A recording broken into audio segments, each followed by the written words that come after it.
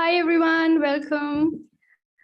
So today we have some very esteemed guests with us. So first of all, I'll introduce our very own Vice Dean, Professor Naresh Singh.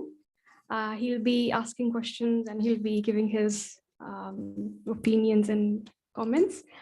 And then we have, please have a big round of applause for Dr. Sailesh Rao.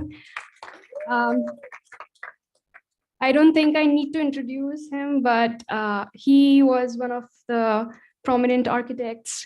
The internet that you use right now he has contributed a lot to it. And then he changed to climate healing. Probably he'll explain why it's called climate healing. And then we have producer of the documentary, The Land of Ahimsa, Dolly Vyas Ahuja. So maybe can we have a big round of applause for her as well? Thank you. And then last but not the least, Ayan Banerjee, our third public 90 kilometers to promote this event. I think it's a big, so now we'll start.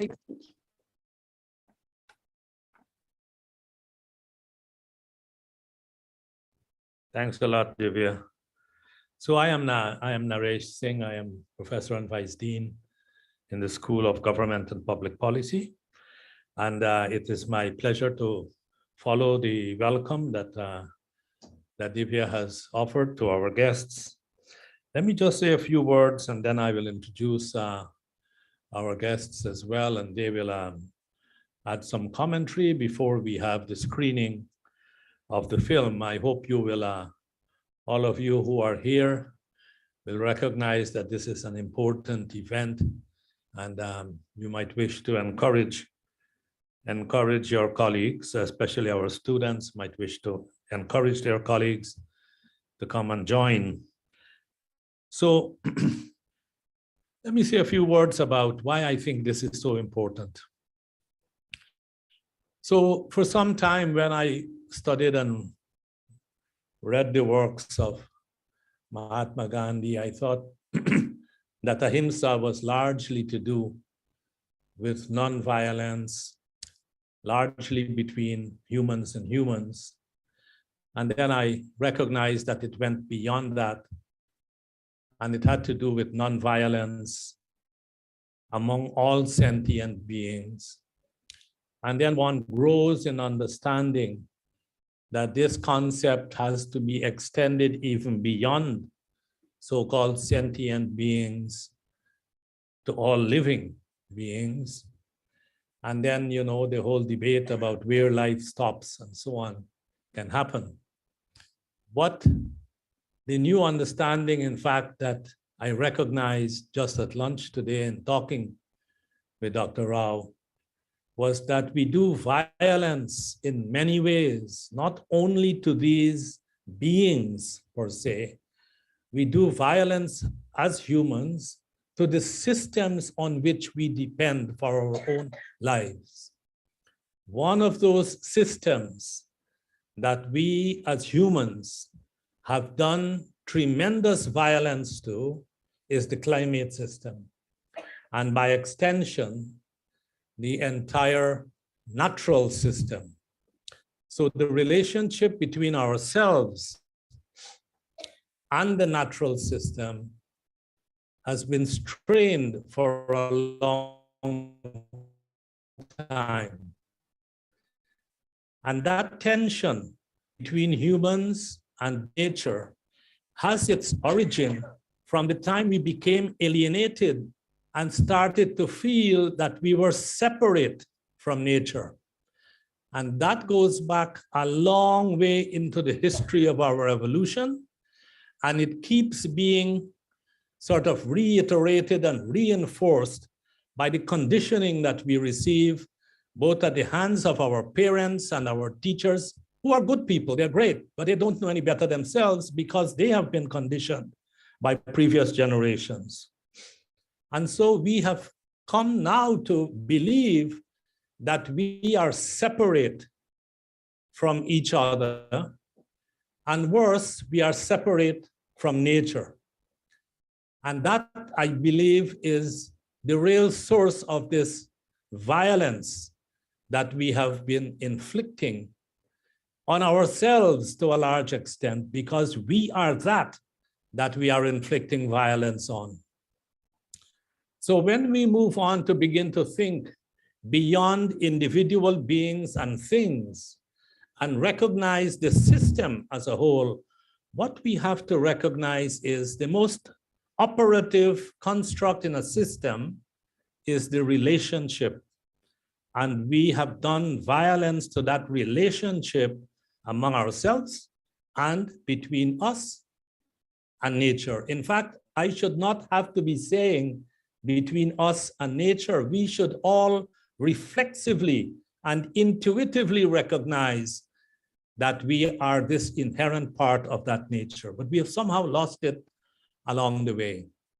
And so this film we will look at today, as we look at it, we should be thinking about what is required for the healing of our climate and the healing of nature more generally.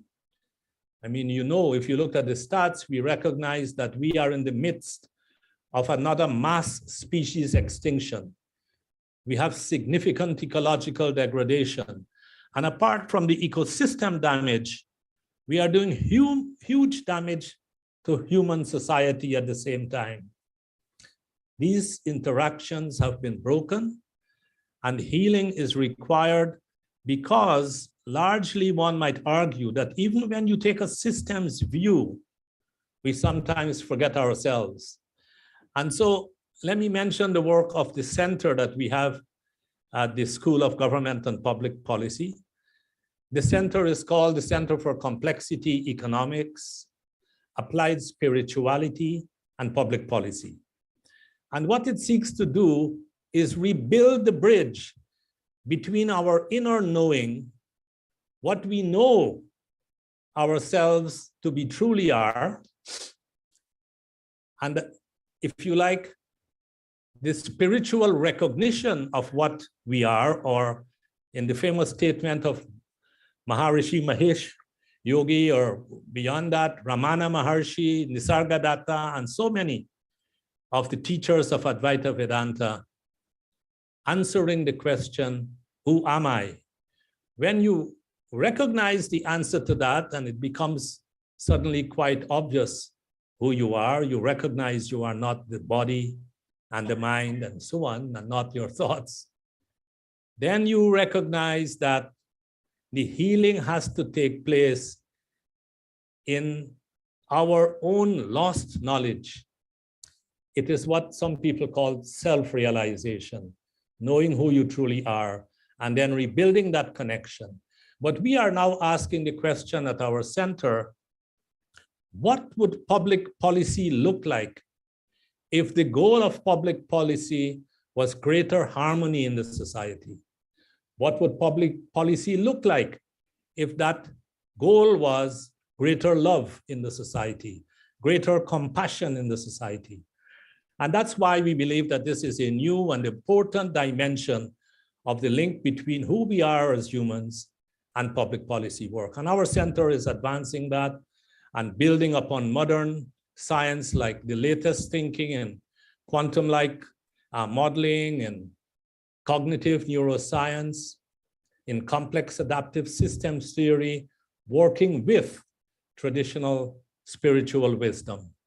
All of that, you will see, sets the context for the delight I have in welcoming our guests today. And what I'd like to do now is to ask Dr. Sailesh Rao, who, as you've heard from Divya, has been, he's an engineer, and he has engineered in part the internet. I know there is some debate about who invented the internet, and maybe he's right here, we don't know. But Al Gore and so on has their views of who invented the internet, but we won't get into that, right? But he played a big role there. And having done all of that and ran big IT corporations and so on in the US, he's now devoting his life to this journey of healing our climate. So it gives me then great pleasure in asking Dr. Sailesh Rao to address us.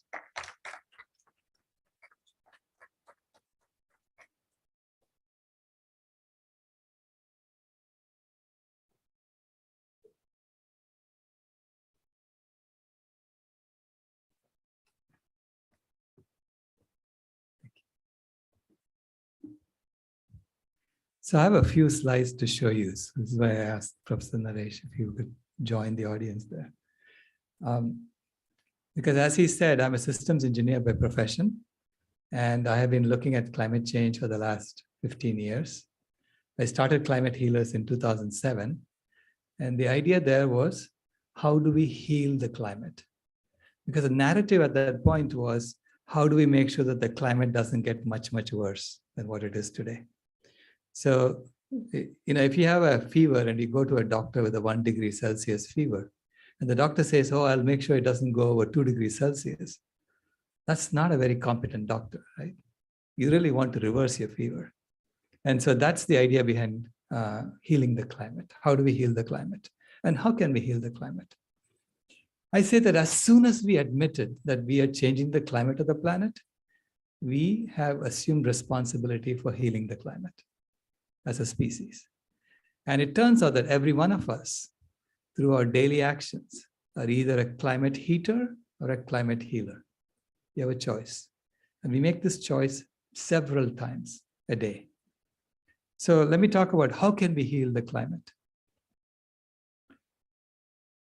I have to tell you that when I started working on this, within a few years, I realized that what Professor Naresh was saying, that we have separated ourselves from nature and that we really are going down the tubes. Okay? I thought we are the only species that doesn't belong on Earth. Every other species just lives and the planet thrives. And we are the only ones, we just live and the planet dies. So I was in this sanctuary in the Western Ghats of India, and everything was perfect about the sanctuary. I had the sense of perfection, that every animal just lives and the sanctuary is thriving. At night, this sanctuary was so full of life that at night I could not even hear my sister talk because there was such a loud din of insects. So I asked the owners, who were a couple from New Jersey, of all places, how did you make this happen? And they said, oh, we did nothing. We came and bought this coffee plantation, tore down the fences and gave it back to the animals. And the animals did everything. I said, that's all you have to do to bring back the forest? They said, actually, we had to do one more thing. We had to patrol the land and make sure that no human being comes inside. So at that point, I felt like I don't even belong in my own home because I was born in this forest, just 200 kilometers from where I was standing. So I had this sense of alienation, as he was saying, separation from nature.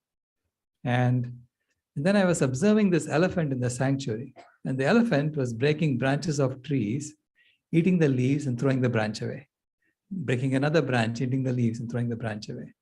And the elephant was doing it so fast, I realized that if the elephant continued doing this, the elephant could literally destroy the sanctuary within a week. So I asked the owners, isn't that elephant destroying your sanctuary? She said, no, the elephant will stop.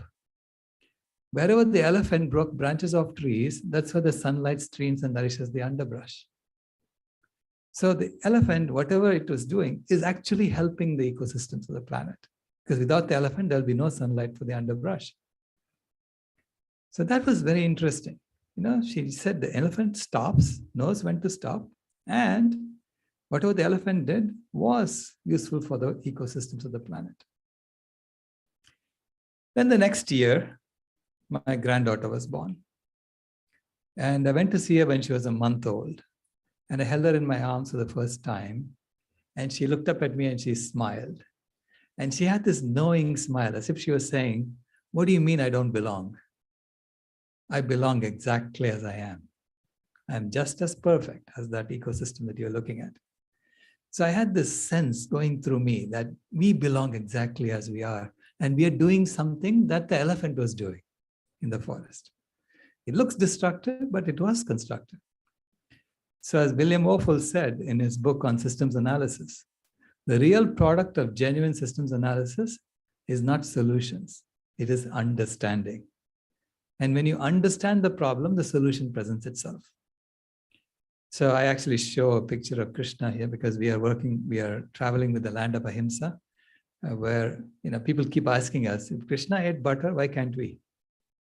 So I say, if you genuinely understand, truly understand the story of butter, you would not eat butter. So here, I want to set the context in time. So what were we doing for the last 3 million years? We have been, as a species, we have been around in our current form for about 150,000 years. But if you keep tracing back our ancestors, the two-legged people, have been around for 3 million years.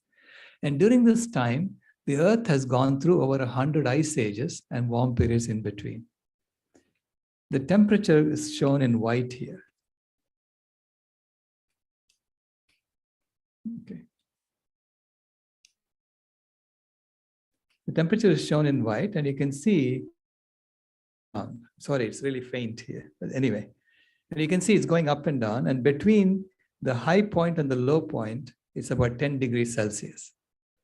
That's huge. The average temperature of the Earth changing by 10 degrees Celsius, that goes from an ice age to a warm period and back to an ice age again.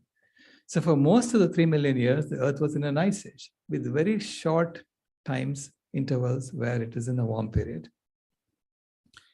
And during this time, the Earth spawned us as a species in Africa and put us in an environment of abject terror because we don't run too fast. We don't climb trees too well. We don't hear too well or smell too well or see too well. So we are easy to catch. So the predators were having a field day catching us. We were a prey species. And then we had to use our brains and control fire. So we did that about 500,000 years ago, right? We controlled fire, and then it made us more powerful as a species because we could build weapons. And then 50,000 years ago, we formed partnership with wolves. So we formed friendship with dogs. And they lent us their infinitely superior sense of smell, their sense of hearing, and their sense of sight. And they made us a much more powerful species than we are. That allowed us to migrate out of Africa and go to every part of the world, the previous ice age. And now we are in a warm period. That's shown on the right-hand side here. We're in a warm period, and that warm period looks exactly like the warm period that happened 3 ice ages ago. Okay, so those are circled in red. You can see it looks exactly like that, except instead of going down to another ice age again, it has stayed flat. The temperature stayed flat, and it's actually going up a bit.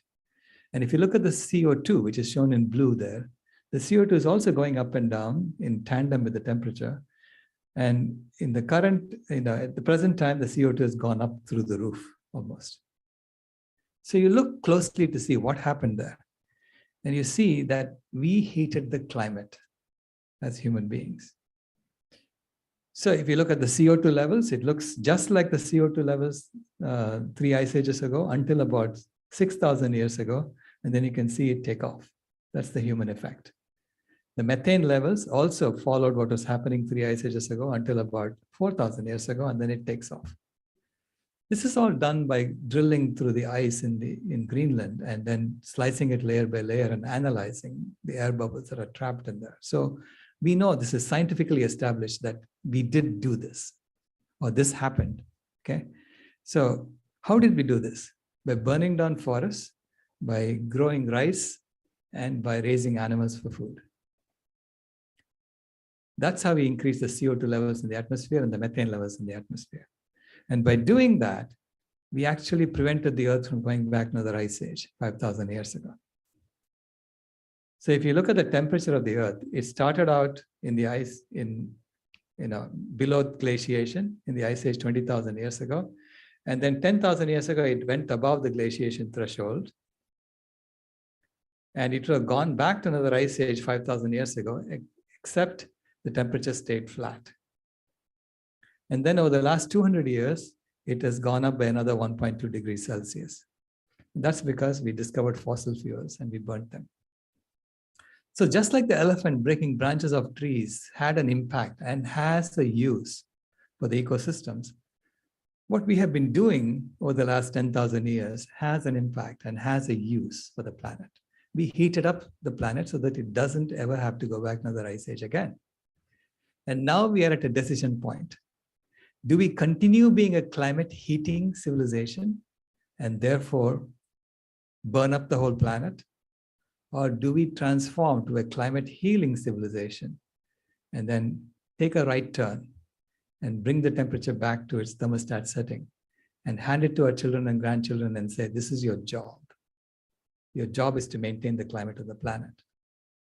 So that's the decision that we have to make now. And the question is, how soon do we have to make this decision? And how soon do we have to transform? And what do we have to do to transform?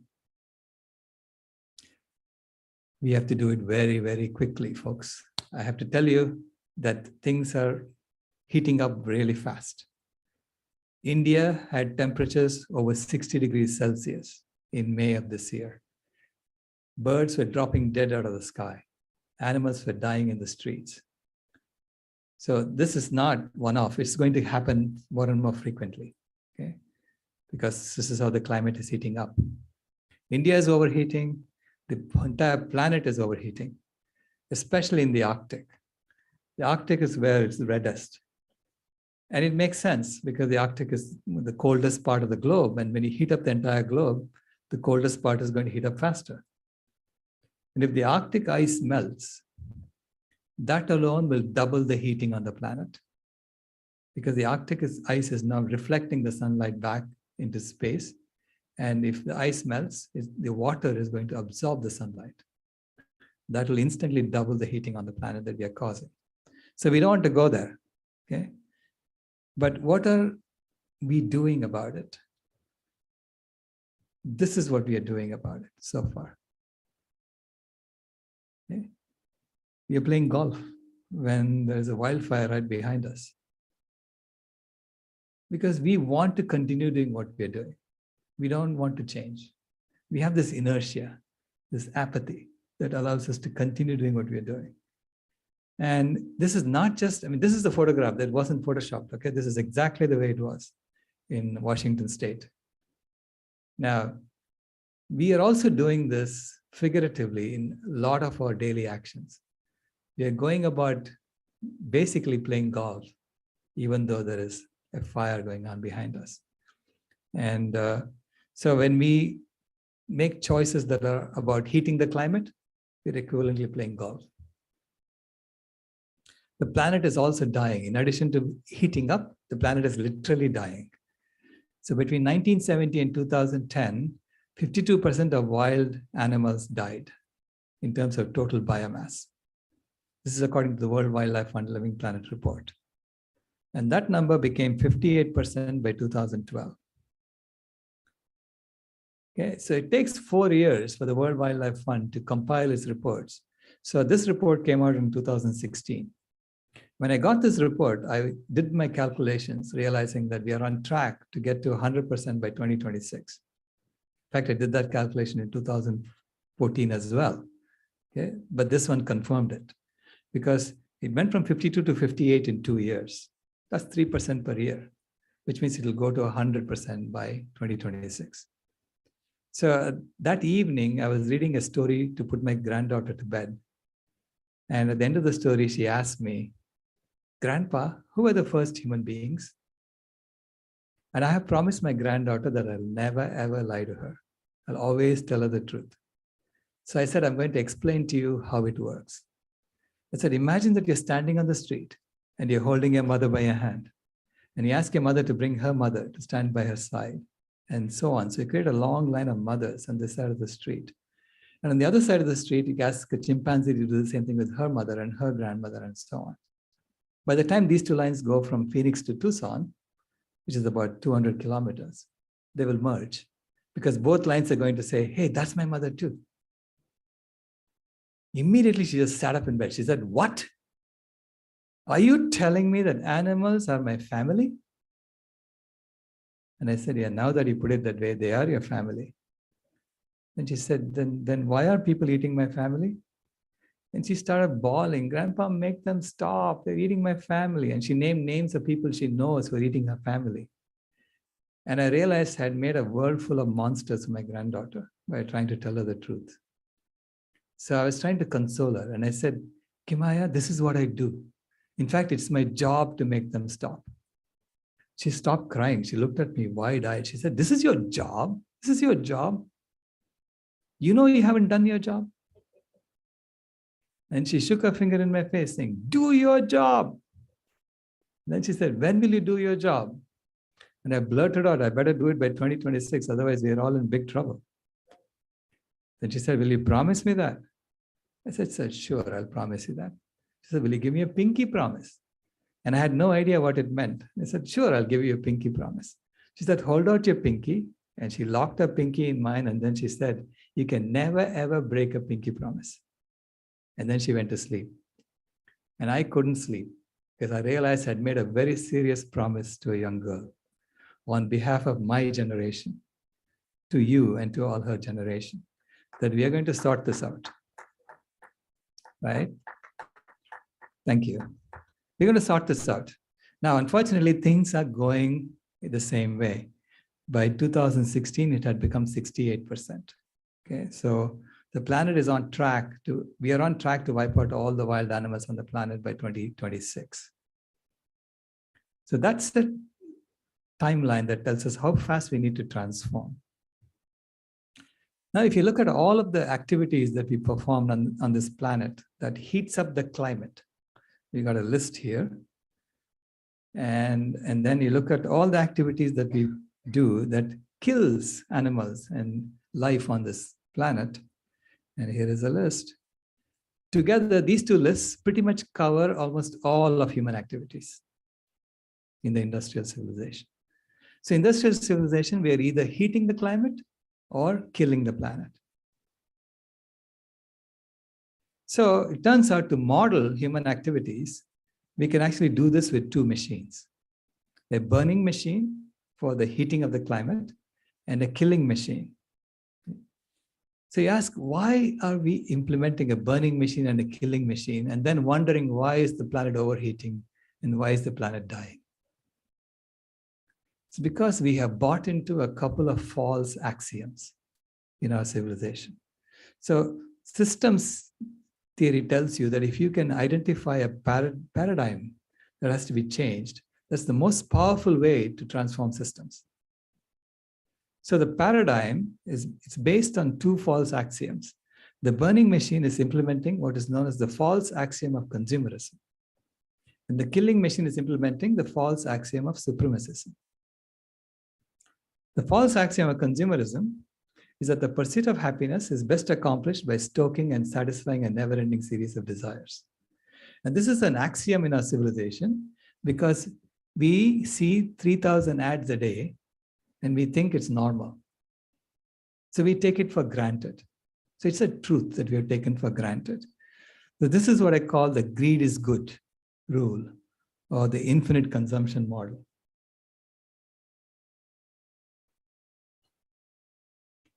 The second is the false axiom of supremacism, which is that life is a competitive game in which those who have gained an advantage may possess, enslave, and exploit animals, nature, and the disadvantaged for their pursuit of happiness.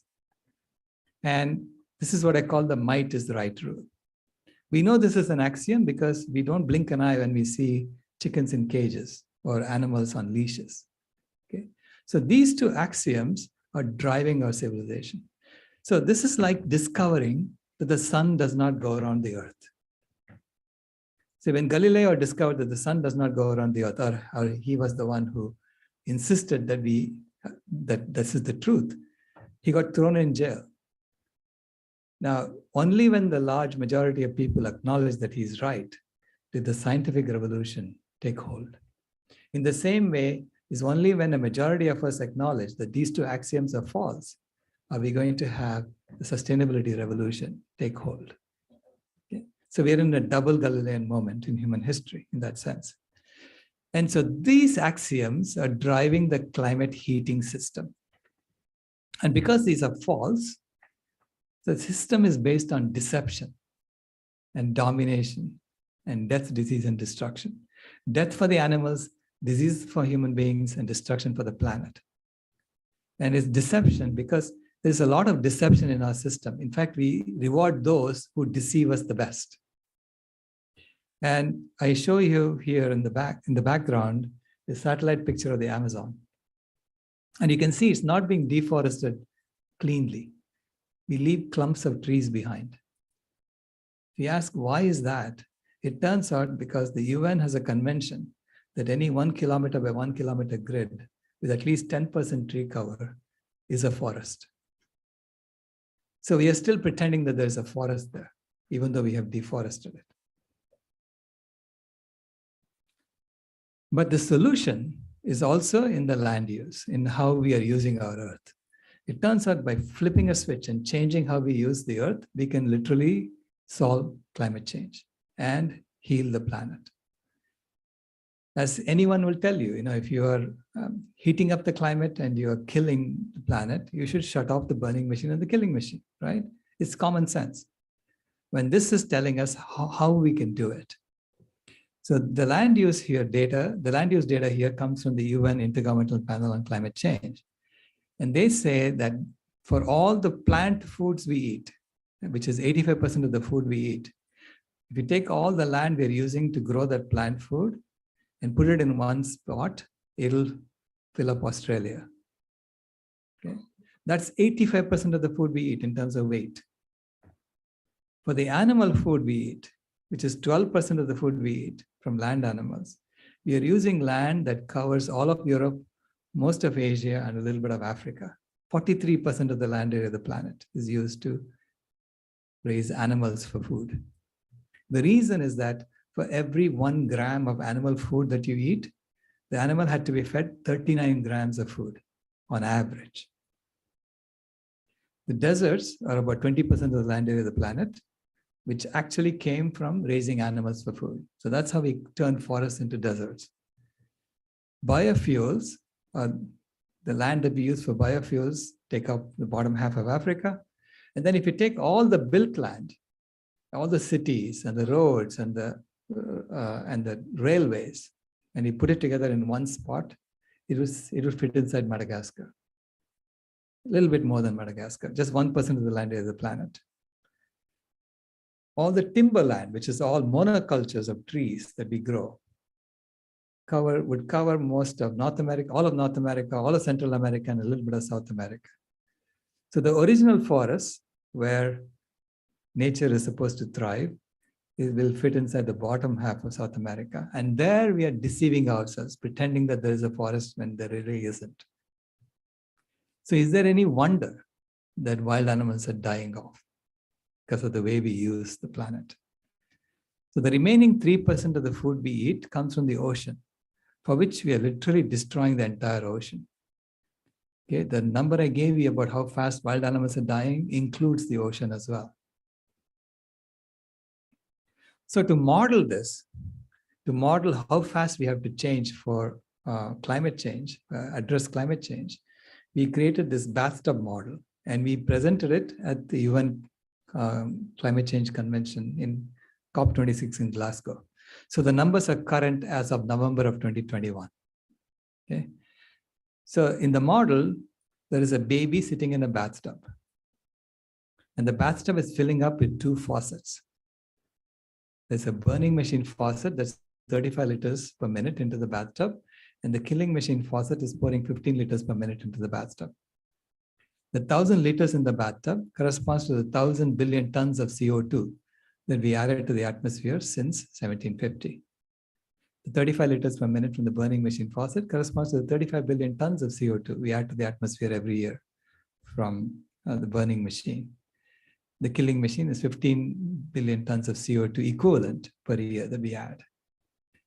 Now, if you just look at the faucets alone, you may think, oh, we need to focus on the burning machine. But the system is a little more complicated than that. So the burning machine faucet is connected to the aerosol tank, which is a cooling gases that we are pouring into the atmosphere when we burn fossil fuels. That aerosol tank has 350 liters of water.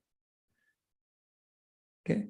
So, and the faucet is connected to the aerosol tank so that for every 1 liter per minute that you turn down the burning machine faucet, the aerosol tank is going to open up and let 10 liters pour out of the tank into the bathtub. The killing machine faucet is connected to the drain of the bathtub. So for every 1 liter per minute that you turn down the killing machine faucet, it opens up the drain and lets 2 liters per minute pour out of the bathtub into the tank, the underground tank, which is a vegan reforestation tank. So that 30 liters per minute corresponds to the 30 billion tons of CO2 you could be storing on land if we all went vegan. And 2,000 liters corresponds to the 2,000 billion tons of CO2 you could be storing on land if we brought back all the forests that we cut. So this is the setup, okay?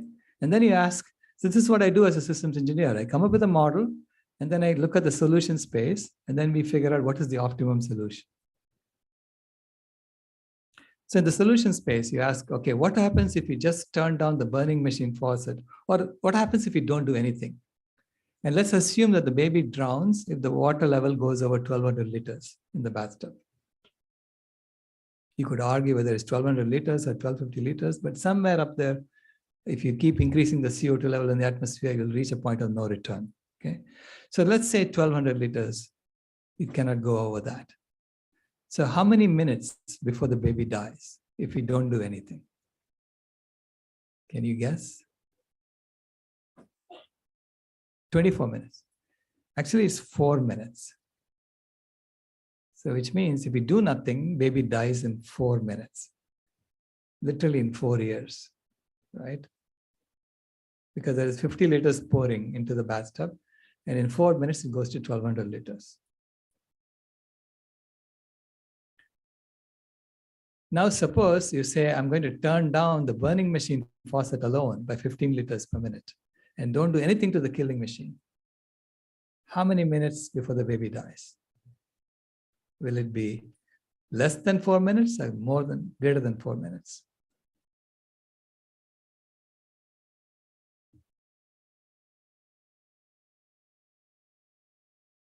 By the way, this is exactly what all the governments of the world are trying to do. Address the burning machine and not do anything about the killing machine.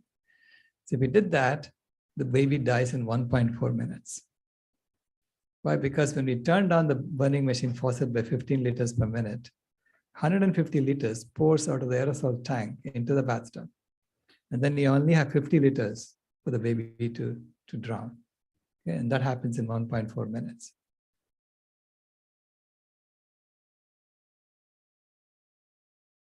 So now, suppose I say, let's turn down the killing machine faucet by 15 liters per minute and don't do anything to the burning machine faucet. It's the other situation. Will it be more than 4 minutes or less than 4 minutes?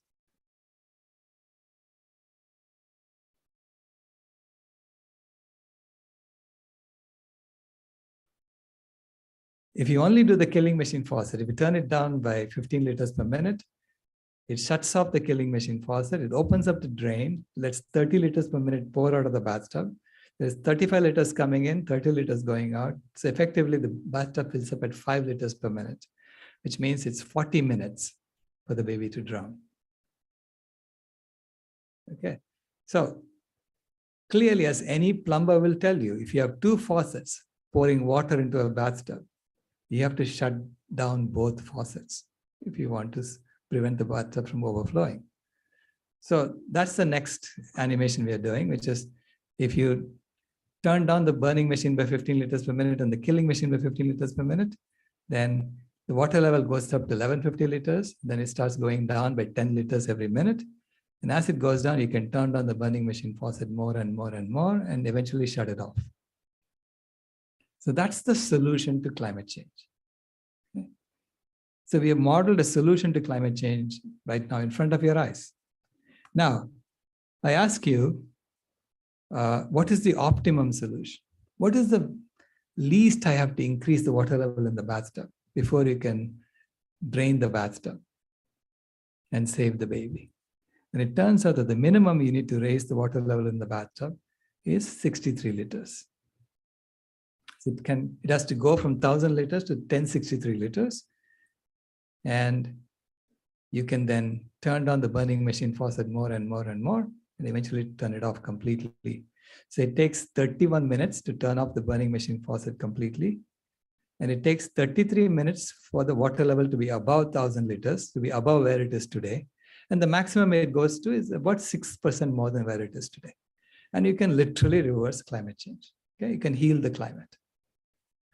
But that requires us to shut down the killing machine today, right away. Because there is nothing that does not improve when you shut down the killing machine. Okay, everything improves when you do that. So suppose you say, hey, you want us to go vegan today, the entire world to go vegan today? This is not going to happen. So let's say it takes us 5 minutes to turn down the killing machine faucet. So it takes us 5 years for all of us to go vegan. That's the next analysis I did. And so here, remember, it takes us 66 minutes for us to turn it off completely. And for 33 of those minutes, the water level is over 1,000 liters. And the maximum it goes to is 1063 liters. Now, suppose it takes us 5 minutes to turn down the killing machine faucet. And I'm assuming we're turning it down by 20% per year. Then the baby barely survives because the water level will go up to 1195 liters. And the water level will be above 1,000 liters for 36 years, not 33 years. And for most of the time, it will be at 1195 liters. So the baby is almost drowning. And it will take us 69 years to solve climate change, not 66 years. So we are going to get 3 more years. And all this extra suffering that we put on animals, we put on ourselves, all the extra climate change that we have to endure is the true price of the meat and dairy we are consuming right now. Okay, so this is just analysis to show you what the implications are. Now what can we do? Now that we have analyzed it, now we understand the solution space. What can we do? If you wait for governments, it'll be too late because they're not even talking about it. In fact, they're encouraging the consumption of meat and dairy. At COP26, they were serving beef and cheese. Okay? So if we wait for them to solve the problem, it'll be too late. If we act as individuals, it'll be too little. But as communities, we can get together and solve this problem. Communities, meaning Jindal University, is a community. If Jindal University says, we are going to encourage the consumption of vegan food, that will solve the problem. That will address it. In the same way, every institution, if it starts doing that, it will address it from the bottom up. So from heating to healing, it's really about going from every man for himself type of system to an engineering project. An engineering project, because when all of us have to work together to maintain the climate of the planet, whether we like it or not, we've all become engineers. And maintaining the climate is the largest engineering project in the history of humanity. Okay? So engineering projects are always run with honesty, humility, and health, happiness, and harmony among the team members. Only then will you have a successful engineering project. Engineering is about collective intelligence, because I could not have done what he attributed to me, like changing the internet. I couldn't have done it by myself. I had to have the help of hundreds of team members to get that done. All I did was specify what should be done, just like I'm doing here. Specify what the solution space looks like. So, but that's such a beautiful transformation to be undergoing, right? Going from deception to honesty, from domination to humility, from death to health, disease to happiness, destruction to harmony. Who wouldn't want that? But Buckminster Fuller said, to do this, you have to build a new system that makes the existing system obsolete. It cannot be done by tweaking the current system. There is too much to tweak. And the new system has to be built on the correct axioms. The true axiom of inner peace, which is the pursuit of happiness is best accomplished by seeking it within ourselves.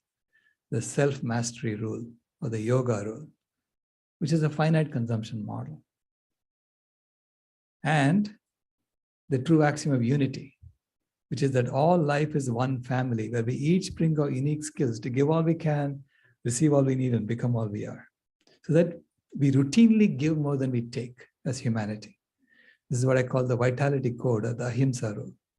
So building a system on yoga and Ahimsa has to be done in India, which is why we are here making this tour with the Land of Ahimsa documentary. And so this, to me, is the greatest transformation in human history. It's going from a system of normalized violence to a system of normal non-violence, from playing competitive finite games to playing collaborative infinite games, and becoming a caretaker species from the predator species that we are today. And you can look at the civilizational shifts, and everything on the left-hand side, you say, why are we doing that?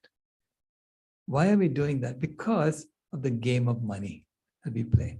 So the rules of the game, the way the game is set up, automatically makes us do everything on the left-hand side. So then we can think of a new game with new rules that automatically makes us do everything on the right-hand side of this. So that is the game of Aquarius that we are working on.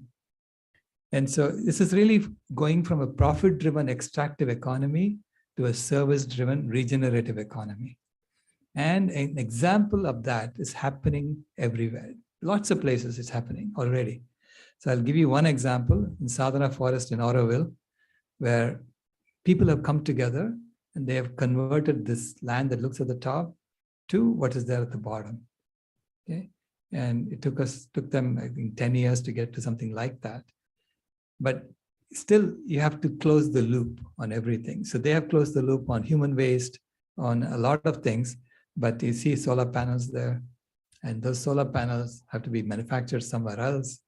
And there we have to close the loop on the waste. So there's a lot of work to be done in creating a new system in which we understand where we are and we understand whether we are within the limits of the planet. So with that, I'm going to stop. So thank you very, very much. And thank you for this opportunity to speak to you.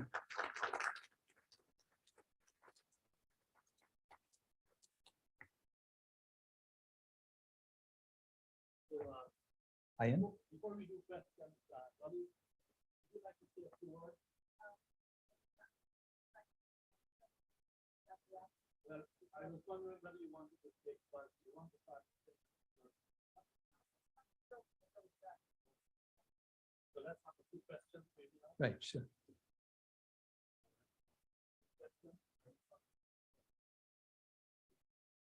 You have a mic.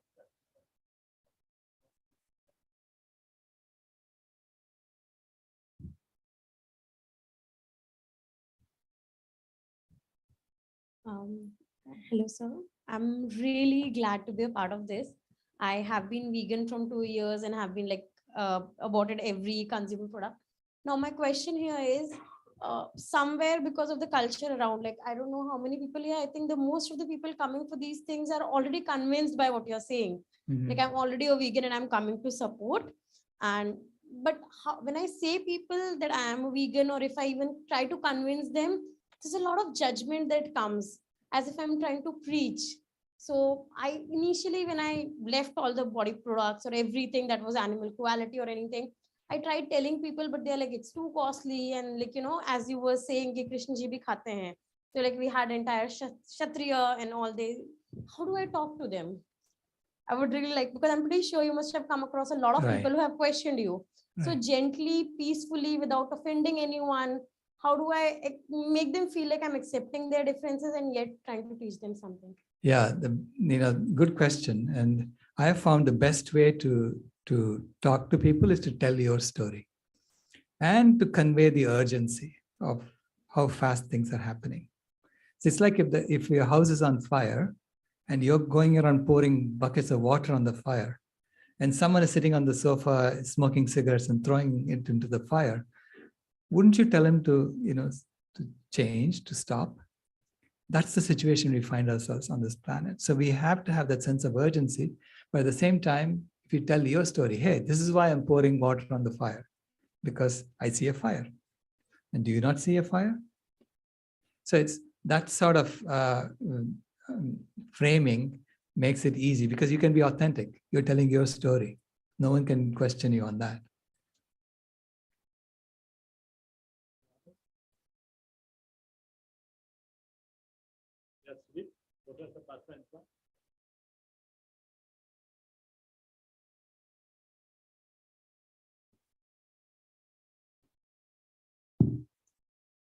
Thank you. And I think we can't agree more from our center. I mean, most of the points that you covered, I think it will take quite a few sessions actually to go through all this. But actually, I was just thinking that, the current education system, I mean, say mainly going back to something that we all teach, economics and so on, they're so horribly violent. I mean, they're based on certain very, very wrong assumptions and wrong axioms, and they are like taught all over the world. So, and I find that there is a lot of stubbornness that they don't want to give up. They say that, okay, whatever alternative thinking you are doing, there's some esoteric thinking you are thinking about. We are not going to change. We are going to be like this. And most of the Nobel Prizes also go there. So, for, selfish maximizer. So how is it possible even to think about a different system of education? Right. So that is fundamental, as I find. Yeah, great question. This is why the first thing I started working on when I came to India was a vegan university. I want to create a vegan university. We call it Jiva Karuna Vegan University, where hundreds and thousands of people can come together and start thinking about a climate healing civilization. What does it look like? How do we do governance in that?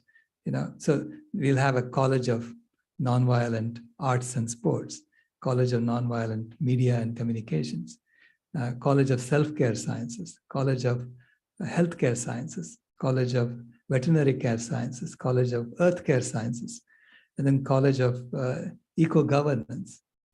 How do you do governance in this? And College of Sustainable Engineering and Technology, where we close all the loops.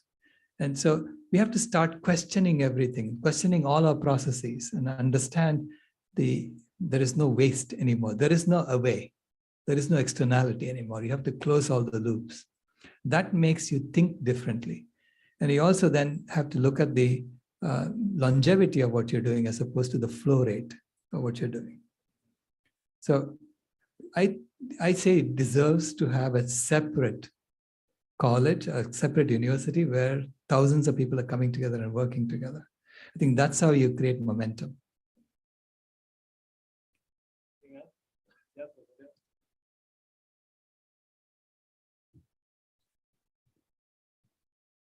It might be an extension to her question. Even I started going vegan a couple of years ago. But the moment you try to tell somebody that, like the harms of it, or you're trying to share your stories. It comes as that you are trying to show them your reality. And given that people who are eating non-vegetarian harsh habitats where crops cannot grow, and it has integrally become a part of their culture and identity and religion, it's so closely intertwined with so many complexities. How, is it really possible for the world to, like, give this up? I can understand my reality, but are people to understand that reality? Can we ever have a consensus on something? Because I do understand the harm it causes to the planet. I do understand the questions it poses to us as human beings the moment we are, silencing our ears to listen to the sufferings of other animals. Right. But despite doing that, I really cannot still to the date and expect other people to do that, because people are complex, Right. and we are talking about complexity systems. Right. So right. yeah. See, but complexity also has this property of phase shifting. So phase transformations happen in nonlinear systems. So one of the first systems I studied was a nonlinear circuit that behaved with hysteresis. And in order to model that, I had to look at places where the circuit had multiple solutions, so that I know that it could be in hysteresis.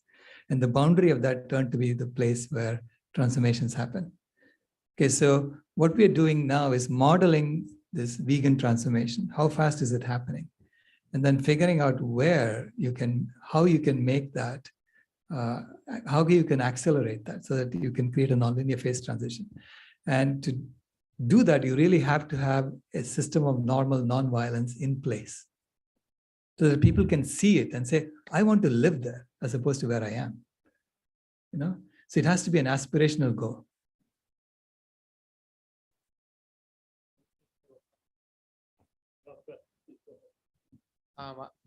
I just wanted to touch base on both you guys. First of all, congratulations for all. Thank you guys for being vegan, whoever is vegan in this room. Facing people that are judgmental, just understanding that they haven't experienced the healing that you guys have, and they're still hurting, and hurt people do hurt people. They are projecting their pain, their suffering onto those because they don't want to change. They want to continue what they're doing, and they don't want to hear about the suffering that they're causing to themselves, the animals, and our planet. They're not ready to face it yet. And for me, I've found the best solution is extending love and grace. Understanding that we didn't change overnight. It took us time. It took us our own experience to change, to want it for ourselves. We're not able to always, just with a simple conversation, change whoever we're speaking with. It takes maybe watching documentaries or eating delicious vegan food and realizing that they can do this, or finding alternatives to what they wish to eat. But usually the last thing that they're expecting is receiving love and grace, which they actually need the most, because we're all in different places in our journey. We're not all, we can't always lift each other up. Some people don't want to be lifted up right now. They don't want to deal with it right now. They got too much going on, which is understandable. We all are going through a lot. We're all dealing with a lot. But sharing your story, sharing your healing, what you've been through, that can really help. So, if they are open to hearing it, just, tell them about your story, and then wish them well, wish them healing for themselves, and hopefully that helps. But, I do hope for everyone in this room that is vegan, that is experiencing people projecting their pain onto them. I wish you strength, and that you can find the love and grace within yourselves to extend to them. So that's all. Well, thank you, younger Rao. I can see something rubbed off from the. Yes, please. It's the last one from the audience, and then we'll move on.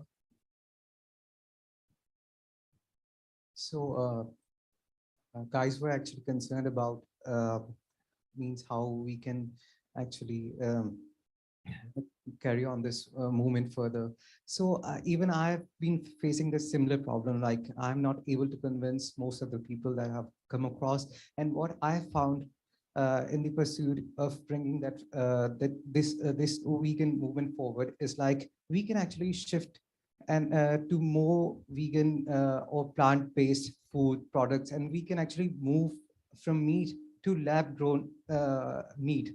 So in that pursuit, we are actually thriving to bring more purposeful things, because in practical life we can't actually change the whole world into vegan, but we can actually make some changes so that they can actually they can have the options to consume other products. Like we know how I became vegan, but it's difficult initially, but actually transforming that, it needs a great effort. Not everyone is going to make certain sacrifices in their life, because it's because of taste, it's because of it's about the money. So making some changes, like we can make those things affordable and accessible to in every corner of the world, and switching to those items which can really transform the world. So personally, I really want to work in this field, like working on plant-based meat products or lab-grown and dairy-identical milk, so that more people can join this movement, and it becomes easy for them to switch from those animal products to these plant-based and cell-cultured products. So it can actually bring a more positive and positive impact in our community. So yeah, Right. that's the Yeah, story. thank you. I mean, it is facilitating the transformation. That's, making it easy for people to do it. And also getting institutions to support you. The institutions need to understand the criticality of the situation and then say, we'll support, because we don't want to kill the planet, right? Yes.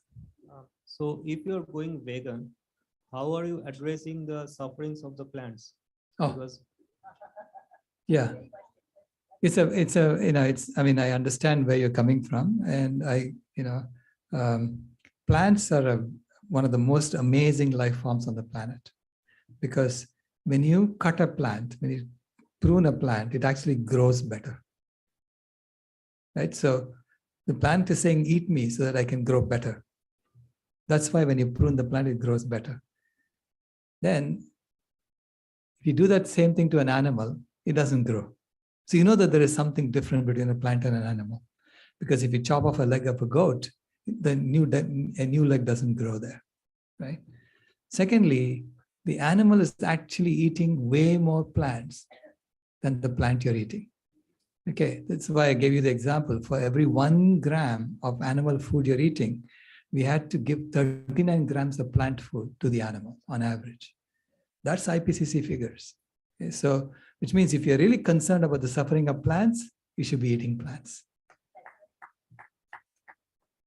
Okay, let me just ask one question. I learned today that when you're a vegetarian, you do more harm than when you're a non-vegetarian. And that kind of struck me, that it might strike many of you. So I want to ask Dr. Rao to explain this apparent paradox. Yeah, I was an ethical vegetarian, okay, for 48 years of my life. And I didn't want to hurt the cow, but I was drinking milk and I was eating cheese pizza. I love my doodh pedas and my curd rice. And I thought I was doing, minimal harm over and above a vegan. Okay? Because if you look at the numbers in scientific papers, it's only a little bit worse than going vegan.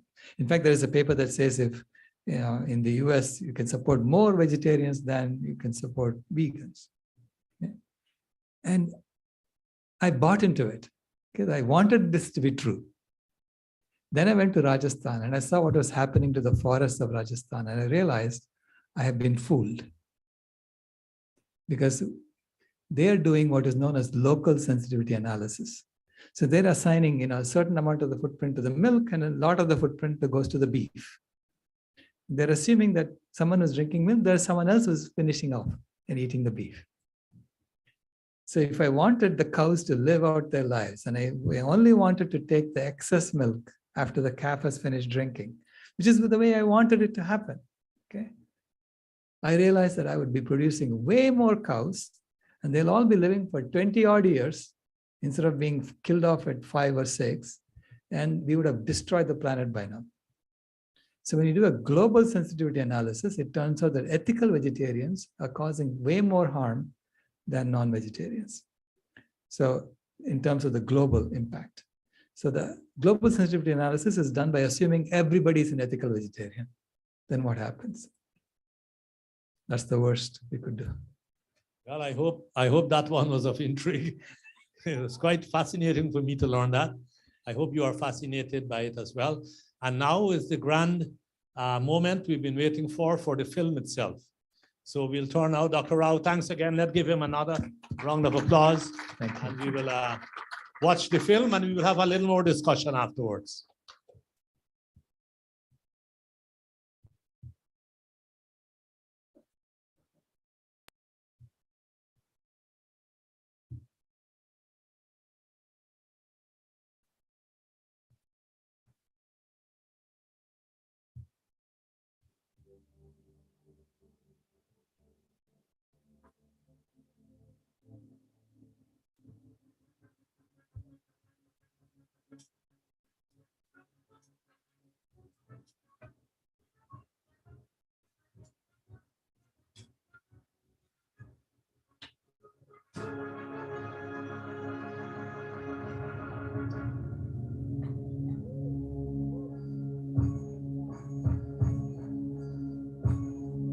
Beautiful India, a country where I was born. And even though I was raised in America, I am proud of my Indian heritage. India is a land known for its deep culture, values, traditions, meditation, yoga, diverse religions, and many languages.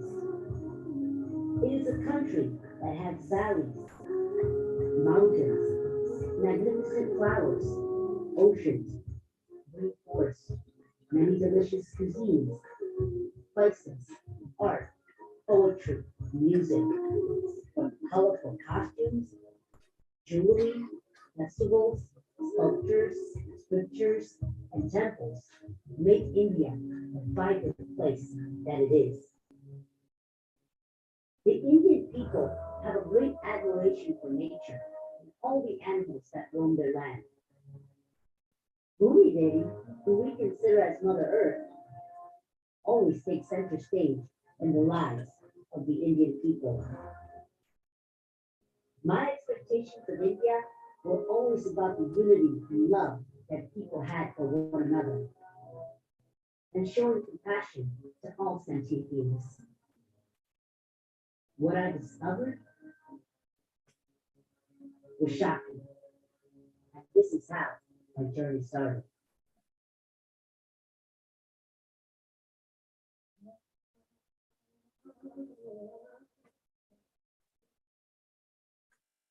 Mr. Chaganlal Joshi, my grandfather, a freedom fighter who walked with Mahatma Gandhi side by side for the Salt March. They together got us freedom. They fought for human rights. And I am fighting for the animals. If he could do it, why can't I?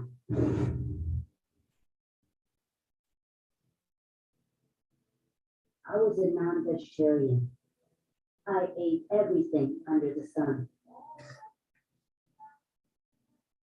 Om Namah Shivaya. Om Namah Shivaya. Om Namah Shivaya. Until I had my awakening, when I found out the truth.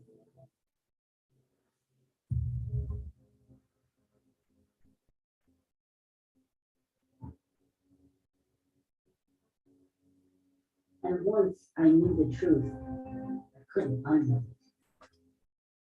I could no longer ingest fear, anxiety, pain, and torture in my body.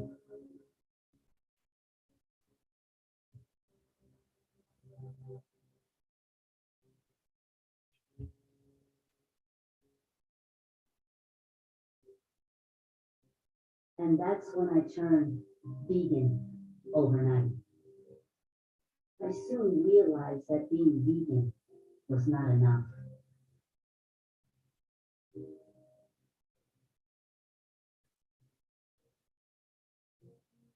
I had to take action and be the voice of the voiceless.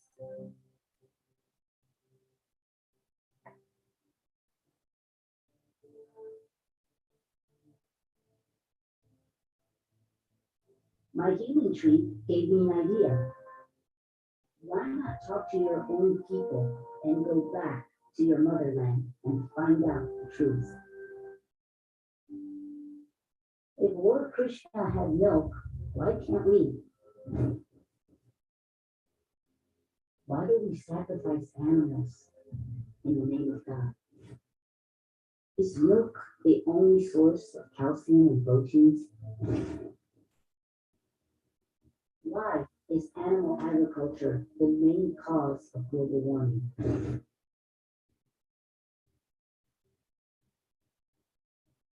Is India the land of Ahimsa?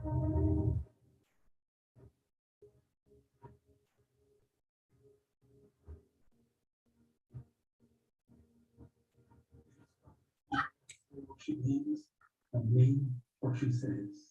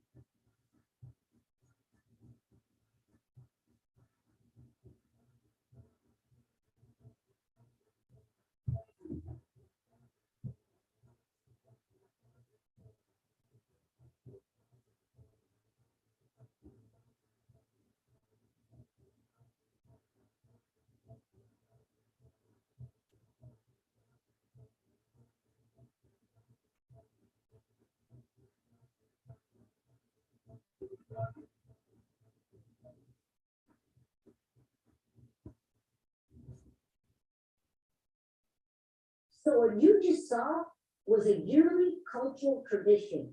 And it's amazing to see how they climb up and break that clay pot. But what do you think that pot contained? It contained butter. It contained milk. And how do you think we obtain that milk? Do you know how cows and buffaloes are treated today? What do our school books teach us? Oh, cows get milk. No, they don't. The first time that a cow has a baby, or a buffalo for that matter, she won't allow you to touch her udders, right? She just won't allow you to touch. So then how is it that we take them? Oh, tie her neck, tie her legs, tie her tail. So she can't kick you with her tail or with her head. And that's how she gives milk. We say that it's a go mata, and then we take away the milk, and this is how we say they give us milk. No, we are not giving us milk. We are stealing away the milk. It's very clear. You see those chains? We tie them up and we take their milk. We steal it from them. They don't give it willingly. They're really treated so terribly. The females only value this milk for their non-babies for humans to have. And then once that value of reproduction is gone, they have to be killed off. Dairy addiction is like the root of animal exploitation. Vegetarians seem to say that we are animal lovers. We live cruelty-free. And that's the hypocrisy I want to counter, and that's the thing. You paid for that glass of milk with your money, but that mother cow paid for it with her dignity, her freedom, her children, her blood, and her life. They'll put hooks and things in the baby's nose to prevent them from nursing. They have their babies taken. They prevent the bond between mother and child. It's a violation of the female in every way. Would you like it? Someone takes a child from you at birth and uses their milk for something else. You're denying the birthright of a baby to mother's milk. That's what we're trying. Hi. So I'm in a dairy farm right now in India. It must be over 100 degrees. And it's very hot. You can see there's no water here for the calves. This is a male calf. Behind me is a female calf. You can see the rope, how it's tied to this pole. So they don't have much freedom. Also, their mothers are on the opposite side. They're separated. You see, they have to tie them away. Otherwise, she'll drink her mother's milk and there won't be for us. I never knew this. I drank milk all my life and I was disconnected. They can't afford to keep all these cows here. Where do you think these cows go when they stop making milk?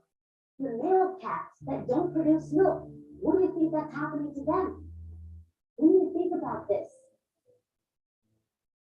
Not only have I seen mothers screaming, bellowing out for their babies on dairy camps, I've seen babies with tears streaming down their face as they're kept isolated in cat hutches. If I believe in women's rights, I can't support the exploitation of another female, a cow, because she's exploited for the milk of her reproductive system. The dairy industry is based on exploitation of the female reproductive system. The dairy mothers are artificially inseminated. Sometimes they'll even put chains around the baby's feet and rip the babies out. Meat and dairy is the ultimate patriarchy. It's all based on rape. None of these animals are making love. They are all raped. In fact, the industry term is rape rat. Don't take my word for it, Google it. Hi, I'm at a dairy farm in India, and right now, I'm at a stall. This stall is called a rape rat. That's right, that's the medical term that we're using to inseminate a cow. They also put a glass rod in the private parts with semen, and they put their entire hand, manipulate literally the parts where to put semen, and the semen is collected from a male buffalo or cow. And of course, when this thing is done to a women, what do you call it? Obviously, we call it rape. Right? So we are doing this to the cows and buffaloes every single year. And we call them no mata, and we are actually raping them every year, and people don't even give shit about it. A mom is a mom everywhere. And if a mom is sad when a child is killed due to war or gang violence or anything else, a mom that's a cow or a chicken, they're going to be really sad after their child is taken. What a mom experiences in the human world is not any of no idea. The mother knows what's happening to her child. She knows that my maid said we sent to slaughter house. I read that Times of India newspaper a year and a half ago in Ahmedabad. They sell them overnight to the slaughterhouse. And if a cow is not getting milk, it's abandoned. It's not just a happy cow sitting in the street. That's a cow that has 40, 50, 60 kilos of plastic in their stomach. Can you imagine the pain? It looks like it's a big healthy cow. It is under enormous pressure from the gas, and they don't speak out. These are animals of predation, so they don't voice it because the tiger would get them if they heard them cry. Their eyes roll. They roll back in agony of pain that we can do something about. If we say we love the holy cow. We call it as the taste of India, all ice cream, curd, paneer, cheese, pizza. We see the product and use these names, so we're completely disconnected from what's happening. And we just want to inform people that this is happening, this is violent, this is unnecessary, and you can stop. So please wake up, please seek out the truth, please go and ask these questions. How can you produce milk at this price? The milk in India and around the world has the blood and suffering inside it. That's what you're drinking in India. Dairy is scary. Dairy is cruel. Dairy is torture. Dairy is basically liquid meat. Milk is nothing but liquid meat. Dairy is beef, of course, without doubt. So the baby industry is no different than the meat industry. We are so cunningly manipulated and brainwashed into believing that animals are food. We put them in tiny battery cages, hardly bigger than the hen's own body. She can't even spread a wing in this contraption, and she's crammed in there with a number of other chickens. We manipulate her body so that she produces way more eggs than is natural for a chicken. Today's commercially raised hens, for example, lay about 215 eggs. Their wild ancestor, the red gumbo fowl, lays about 15 eggs a year. The animal dies a million times. And it takes the animal up to us 2 hours of being boiled, split, skin removed, leg broken. Farms and other places where they have to just abuse animals all day or kill them or electroshock them or impregnate them against their will to rape racks. These workers have the highest rates of injury, and among the highest rates of suicide and alcoholism. Not just the animals who we use for food, but if we start from the animals who we use for experiments, for work, for entertainment, as pets, for products, and then eventually as food. There is cruelty in every use. Leather does not grow from the ground. Leather has to come from a life form. In Mumbai, horses were being used to haul heavy carriages, to haul tourists all day and all night. And these horses, they're living their entire lives on pavement, working all day without a single drop of water, malnourished. They were just a bag of bones. And the use of Victorias for carriages is now banned. Elephants live so long, when they're in captivity, that entire duration is in chains. Elephants in captivity in India are used for things like circuses, in temples, for rides, and when they're not being used for rides, they're kept in chains. There's no question that these non-human animals that we're talking about feel enormous pain. They suffer, they're intelligent beings, they have families, they have family structures, they have their lives. The animals, they cry, they yell, they have body language. They're trying to avert the violence that's being imposed on them. But because we don't want to see that, or we might not see that, we fail to understand how much pain we're causing them. Stop slaughtering animals, eat them and wear them, and stop slaughtering cows to drink their secretions and pretend that you're not harming them, because you are. You're murdered. And you are a murderer until you stop doing that. That's it. But once you are educated, it is up to you whether you're going to be ignorant or whether you're going to take a stand to make a change and not follow blindly what your tools have set for you.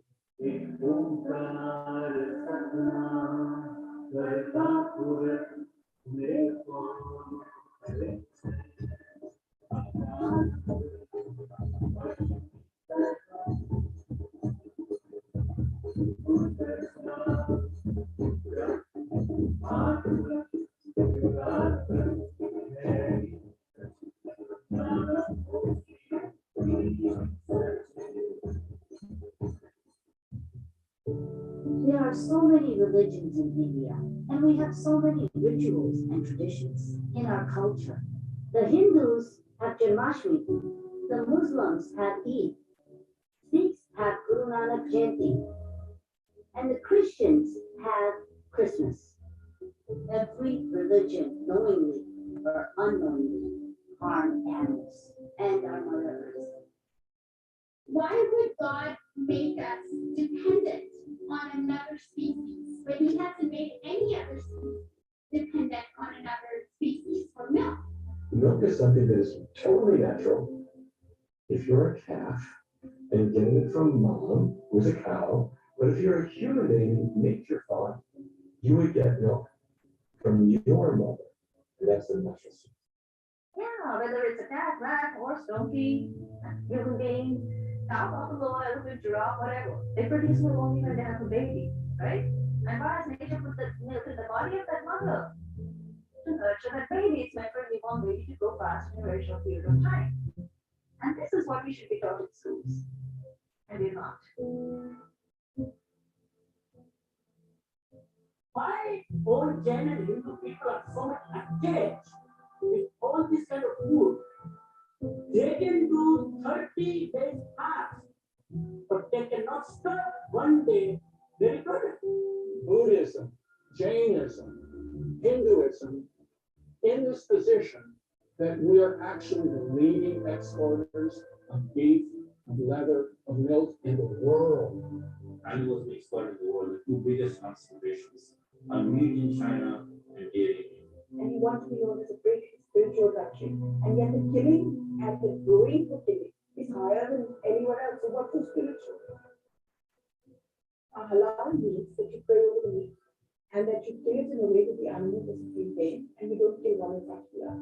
So there is no halal. Because they just get sold and sold for pile to pile. And Chatka means that you kill it in one go by slicing the head off. But none butchers have got the kind of energy that it takes to slice the head off. So it's basically just taking this way. So what they call modern slaughterhouse is simply to take an electric rod and then you just cut it and cut it and cut it and cut it to the animal scream. And it's never unconscious, so it becomes paralyzed. And then you sit it. In fact, in every religious book that I have read, these have read the Quran over and over many times with translations, and I don't see anything to do with killing another being. There's a sacrifice. Sacrifice means sacrificing something that you love. It could be anything. It's the sentiment. I think it's a misconception, and I think as a Muslim, I'm proud to say that I'm not a part of that. And I hope that in time to come, that all my other fellow Muslims will also realize that and stop this game. India, worshipping the sacred cow, the demand for milk is so high. And milk is wasted on so many mindless procedures that it becomes cruel and unmeaningful and totally unnecessary. Or in Jainism and Hinduism also, when they pour on their idols, they use a lot of dairy, milk, ghee, curd, and other products. They take gallons and gallons of milk and they pour it on the statue of a god. In fact, the biggest hypocrisy I ask people is, you actually torture and abuse a cow and steal her milk, then you build a statue in the shape of a cow, and you pour the actual living cow's milk on the statue, and you say good things are supposed to happen to you. We can't justify that at all. Just because it is written in the religious books doesn't mean that we have right to steal away the milk. Not a problem.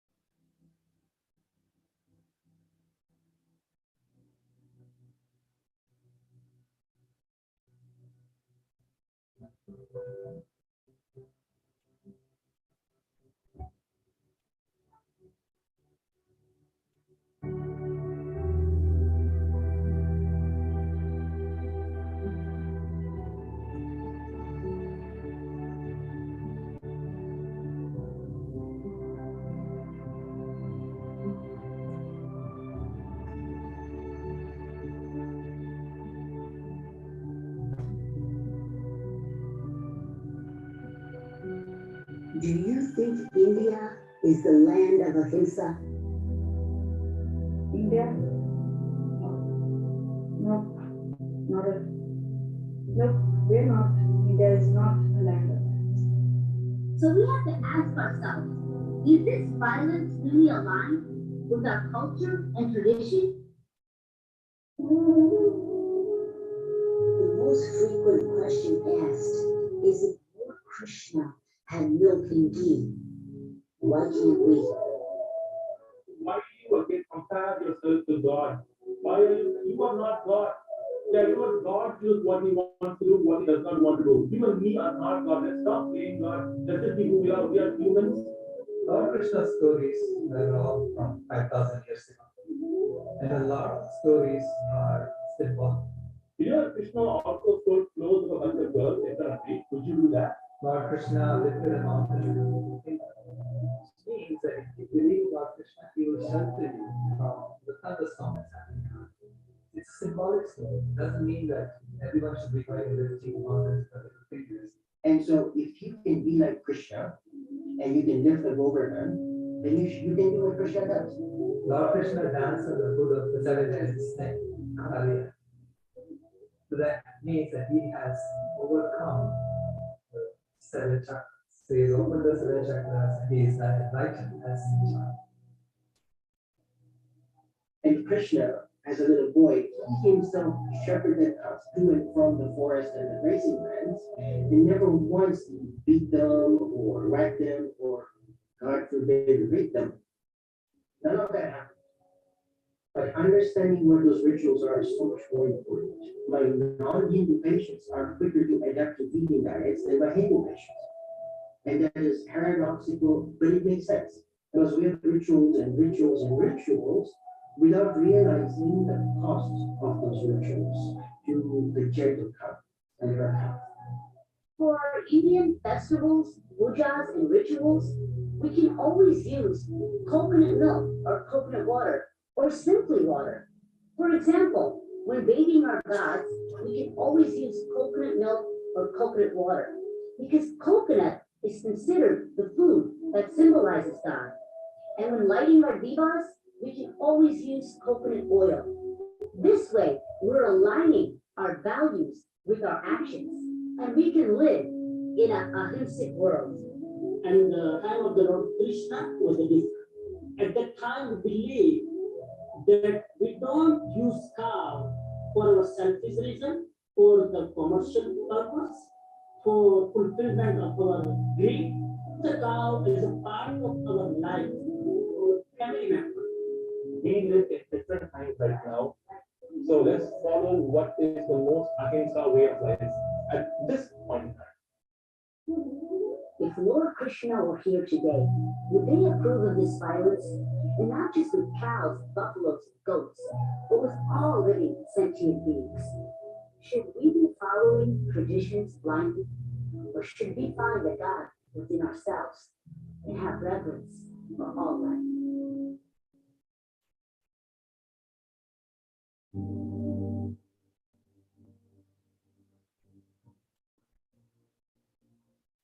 I am back after 18 years.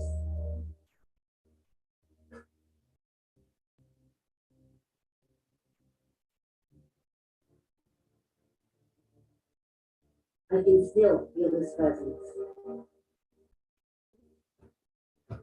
Mr. Chaganlal Joshi, my grandfather, a freedom fighter who walked with Mahatma Gandhi side by side for the Salt March. They together got us freedom. If he could do it, why can't I?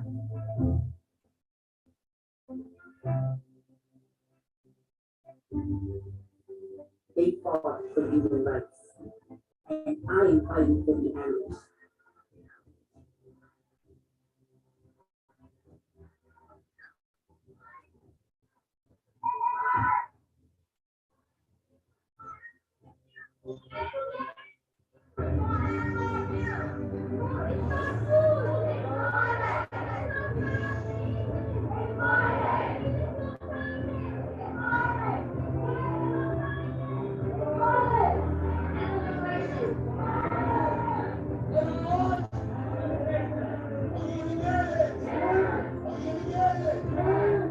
Injustice anywhere is a threat to justice everywhere. But as far as animals are concerned, there is injustice everywhere. I am the granddaughter of a freedom fighter. His name is Chaganlal Joshi. We fought with Gandhiji on social justice issues. And today, I follow his footsteps. I am also a freedom fighter, an unarmed freedom fighter. On a great social justice issue, talk about today, species and all. And today, the Annual Revolution March will be a turning point in India's journey towards adopting freedom as the North and the Ahimsa country we were meant to be. I was not a slave student like many of you, but when I knew better, I did better. And once you know the truth, you can't unknow it. As long as animals don't have to die, the sun will continue to shine on the Indian sky. Be good.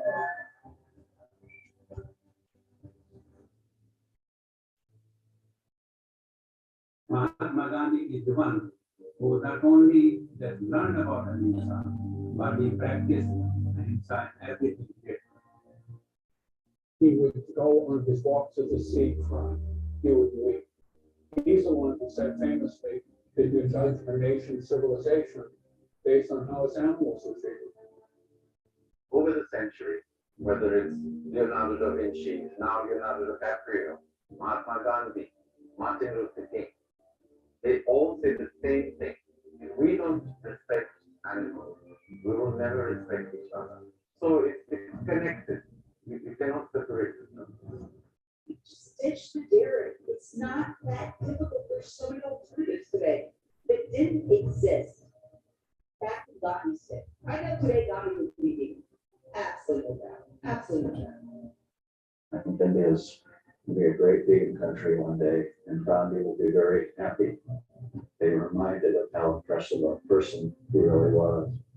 Gandhi's Kali movement was such a simple thing that he did over 100 years ago. He convinced the people of India to change their clothes from British clothes to Kali clothes in 1919. That's when he initiated the Kali movement. This is the original spinning wheel that my grandfather, Charan Joshi, used in the Kali movement. Within a dozen years, he had bankrupted the textiles in Manchester. And the British government was on its knees negotiating. So it was a simple act that every Indian could do. And when you're wearing Khadi, you're part of the same movement. So it brought the people of India together. It was a spiritual act. It was a satisfaction act because textile industry was the largest industry in India at the time. So today, we change what we eat. When vegan, it's exactly the same as the Khadi movement from 100 years ago. Whew.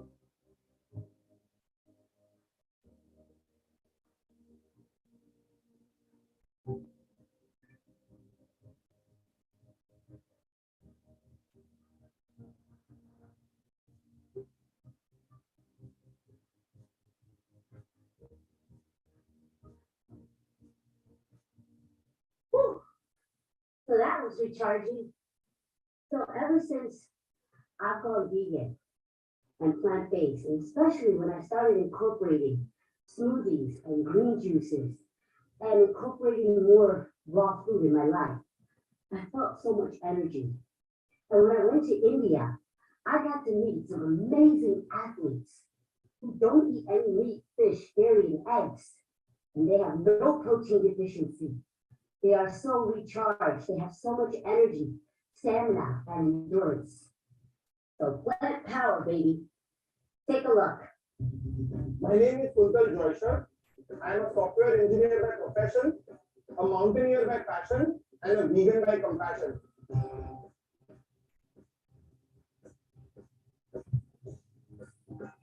Veganism gave me an edge in mental peace and mental focus.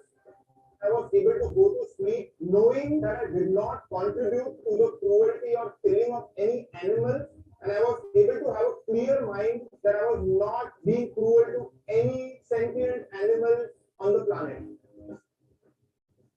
All the vegetarian sources have complete protein. My knees used to hurt a lot after my run. I couldn't walk after the 42 kilometers. I used to just sit. But after my first marathon, when I was vegan, I sit for 10 minutes and I'm okay. I'm completely healed. Now I'm proud just because I turned vegan, all this positive energy started coming along my way. I was keen about fitness. I was keen about peaceful life, yoga, martial arts, calisthenics, parkour, gymnastics. I was better than before. In peaceful life, strength, my focus is better than before. So everything is better than before.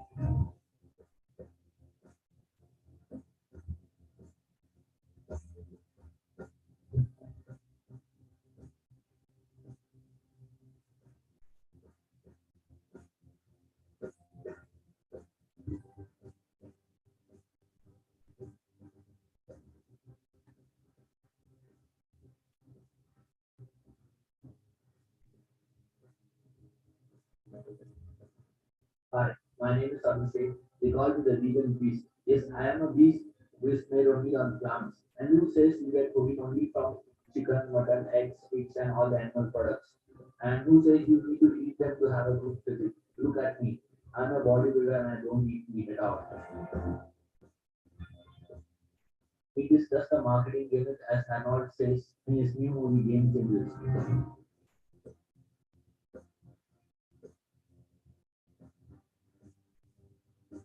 Dairy and animal products give you only one thing, that is fat and diseases.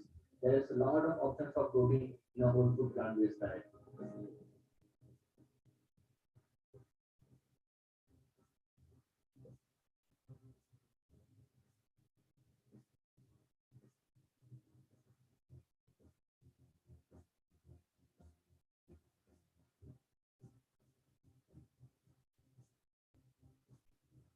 So you don't need meat to build muscle.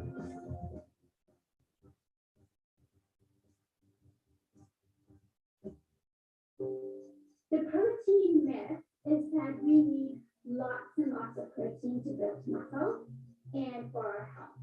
And what that protein myth has done is caused people to eat a lot of animal food. How have we started eating meat in the first place? Yeah, we've been bombarded with protein, and we think, oh yes, that's what we need. So we started eating a lot more meat than we ever did. When's the last time you heard of anybody being in the hospital with protein deficiency?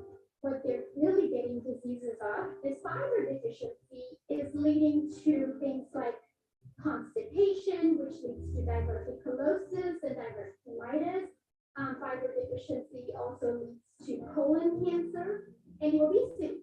And whether it's 1,500 or 2,000 calories, whatever's right for your size, if you're eating that many calories of brown rice and broccoli, you'll get enough protein. We are definitely not designed to eat animal foods. People like to point to their canines.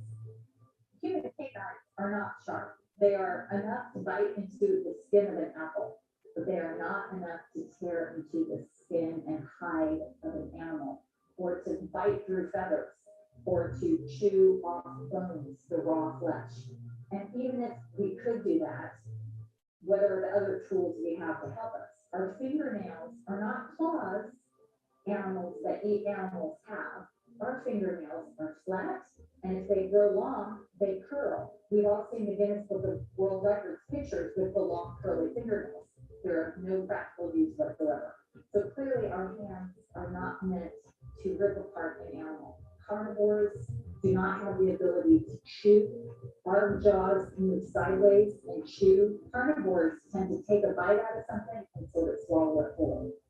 Our digestive systems are much, much longer compared to the short tract of the digestive system of a carnivore. So we are definitely not designed to eat animal things. But no other species in the world cooks its food, and no other species drinks milk of other species. Only humans do, and they get diseases. American Academy of Nutrition has now given a statement that plant-based diets, without any animal foods, without any meat, dairy, or eggs, is perfectly suitable for every stage of human life. It specifically said for pregnancy, it's perfectly fine. For infancy, toddlerhood, adolescence, and adulthood, it is suitable for every stage of human life. There is one vitamin that we do need. We need vitamin B12. We need it for healthy nerves. We need it for healthy blood. And it's not made by animals or plants. It's made by bacteria. There are two sources of iron. Heme iron, which comes from animal foods, and non-heme iron, mineral, found in plant foods. It is not a good idea to get high amounts of heme iron. Heme iron is associated with higher rates of diabetes. Non-heme iron comes from beans, especially, such as lentils, nuts, and seeds, and leafy greens. You are what you eat, and you're also what you eat. I drink milk or I eat dirt polish on TV, and all of a sudden I have these substances coming into my body that are not healthy, they're toxic. The World Health Organization says processed meat is cancer causing. That means bacon, hot dogs, the way people eat meat is cancer causing. And yet they still show for meat on TV programs. In the newspapers, they do it too. Imagine if a newspaper did a front page article on what are the best cigarettes for kids.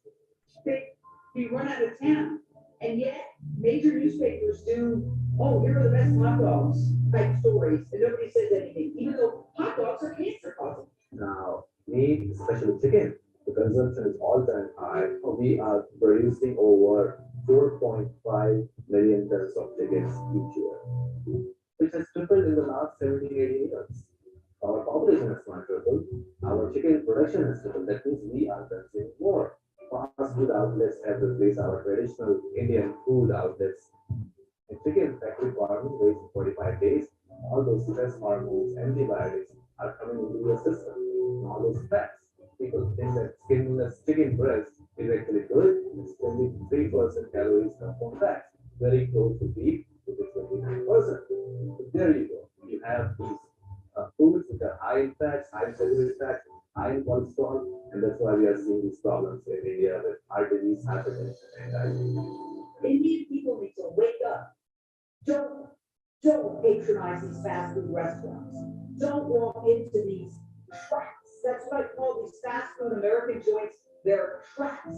They might as well be drug pushers. They hook you on this unhealthy food that is packed with sugar, salt, and fat, which are nobody addicted. So you eat it and then you want to eat it again. You become an addict. Guess what? There's no better customer than an addict. They come back over and over again. People of India, you're smarter and better than that. Don't buy the lie. Stay away from the Western diet. Our kids are eating a lot of processed food, a lot of fast food. Pizza has become the #1 food for our kids because they are seeing these big banners and television and newspaper ads everywhere, big boards of those and even this pizza fully laden with cheese. And cheese is 70% calories from fats. So cheese is the #1 source of saturated fat in our diet, and our kids are loving these pizzas and chicken, and we are seeing this disturbing trend. We need to wake the people of India up to the reality because they're being told a lie. And guess who's suffering? They are. They're developing all the diseases that the West has brought them now. And that's not a gift, okay? That's a poison pill. That's a Trojan horse. They need to wake up and realize that adopting this Western style diet is killing them. Dairy consumption is so high. Our milk production has doubled in the last 70 to 80 years from 80 million tons to 165 million tons. Per capita consumption of milk in India is 337 grams per person per day, which is pretty high if you compare the world's per capita consumption of milk is 229 grams per day. We are consuming way too much dairy. Dairy products are part of Indian tradition and a tradition in other countries as well. But unfortunately, they present real risks for us. The first thing is if you take a glass of milk, about half the calories in that glass of milk are nothing but fat. Cheese is really calorie dense. 1 gram of fat has 9 calories. So just imagine that if you are consuming so much fats in cheese, and again, you cannot burn that. All these calories are building up and they are eventually turning up into fats and obesity is rising. This is the reason why we are even seeing type 2 diabetes very young age. And in India, we're seeing something troubling. We're seeing vegetarians have more and more diabetes. And I believe that's because of the dairy products that they're consuming, as well as the overuse of oils. And those two things together are driving the diabetes epidemic. And India has become the diabetic capital of the world because the consumption of meat and dairy is rising at epidemic proportion. Sugar and carbohydrates are not the cause of diabetes. High blood sugar is the result of that. The cause of diabetes is lack of insulin or insulin resistance. And so we need to understand the cause of insulin resistance is fat. Now, fat is found in oil, ghee, butter, but fat is also found in all animal products. It's also bad fat. It's the saturated fat that's linked to heart disease and linked to Alzheimer's disease. And doctors like me are afraid that we are sowing the seeds of more and more epidemics all the time. Not just diabetes, not just heart disease, but prostate cancer, Alzheimer's disease, the things that come from eating a diet that's loaded with dairy products. The other thing that dairy has, similar to other animal foods, is a hormone called IGF-1. IGF-1, that is insulin-like growth factor, that is really for the baby cow to become big, that actually interferes with the insulin in our body. This hormone raises risk of getting cancer. It also promotes cancer. So if you have cancer, it grows faster. So this is present in dairy just as much as in meat. Today, milk is poison. It's not nectar. We have selected the cows to produce more and more milk. So now the cows are so big and they're producing so much milk. So literally, if we drink that milk, it's trying to make us grow that fast. Cells are trying to grow and we cancer. Cancer is a problem at the cellular level where something goes wrong with your genetic code. So something happens at the genetic level where a protein is made and causes the cell to go out of control. The cell no longer belongs with the group, it is a rogue cell. Commands its own blood supply and becomes a cancer. And from there it can travel and kill. When you have a rise in cancers, your immune system will overwhelm. There are several reasons for this. The biggest one being that the protein casein is the most carcinogenic substance literally on the planet. Inside cheese are chemicals that are coded in the dairy protein called casein. Casein protein breaks up, releases morphine-like compounds that are called casomorphins. The casomorphins attach to the very same receptors on the brain that morphine attaches to, and they have a mild narcotic effect. Am I saying that cheese could be addicting? Fabulous. The Indian diet already has the great basis for a plant-based diet. And if they would just do a few things, get rid of the ghee, get rid of the oil, get rid of the fried foods, it would really improve the diet. And that would be Ghee continues to be used in Indian cuisine, and I really wish people would move away from it, because when we analyze it, it is loaded with saturated fat. That's the kind of fat that raises your cholesterol. It's also the kind of fat that's linked to Alzheimer's disease. There are many techniques for cooking that don't use ghee at all. The food is a little lighter and tastier, and certainly much healthier. But with ghee, there's no protein, it's pure fat. Ghee is an animal product made out of dairy. It's got high saturated fat. Once I found that there was oxidized cholesterol in ghee, then I once found out what does oxidized cholesterol do to the body. And there was heart disease was on there. There were some diseases that this oxidized cholesterol was attached to. I saw some Alzheimer's increased studies with oxidized cholesterol. So according to my research, it's not something I want to put into my body. And there's also the cruelty elements of torturing animals to get this secretion. There's now a vegan ghee. From our Goshala, we have 50 coconut trees. So coconut oil goes in there. And I practice plant-based Ayurveda. Ghee is used for a lot of ailments. Ayurveda recommended it in the therapeutic version, but right now, the way we live in the 21st century, we actually don't need ghee at all because it's full of dioxin toxins, it's full of hormones, and it's just pure fat. And the kind of lifestyle we lead today, we don't need to eat meat. More you consume dairy, more is this acidic nature of dairy products. This is making the calcium go out of your bone a lot more than you consume. In fact, the University of Chicago researchers went to India and they actually showed by DNA analysis that most Indians, no matter where they're from, whether it's north or south, have an intolerance to dairy. When you say lactose intolerant, you really mean normal. And when you say other, it's lactase persistence. That is the abnormality. So let's say when someone is normal, they will react in a bad way to lactose. Dairy has so many different things in it. Either there is antibiotic, or there's urea as a preservative, or animal is eating pesticide laden grass. And there's also higher estrogen because milk is also produced when a cow or a buffalo is pregnant. And this estrogen obviously is going to be secreted in the milk and is going to interfere with the estrogen in our body. And there are two strong links that are found, one with the breast cancer, second with the prostate cancer, and one more condition called as PCOE, that is polycystic ovarian disease. This is directly linked to the hormones in the milk. Dairy unfortunately also is very contaminated in India, particularly the ghee, which is mixed with animal fat. So when we consume milk, or especially when we consume cheese, which is concentrated milk, you're going to get a concentrated mix of those toxins. If you look at the incidence of dairy use in India over the last 30 years, it's nearly doubled. And concurrent with that, we've seen some interesting changes in Indian health. Heart disease has nearly doubled in that same time frame, and diabetes has nearly doubled in that same time frame.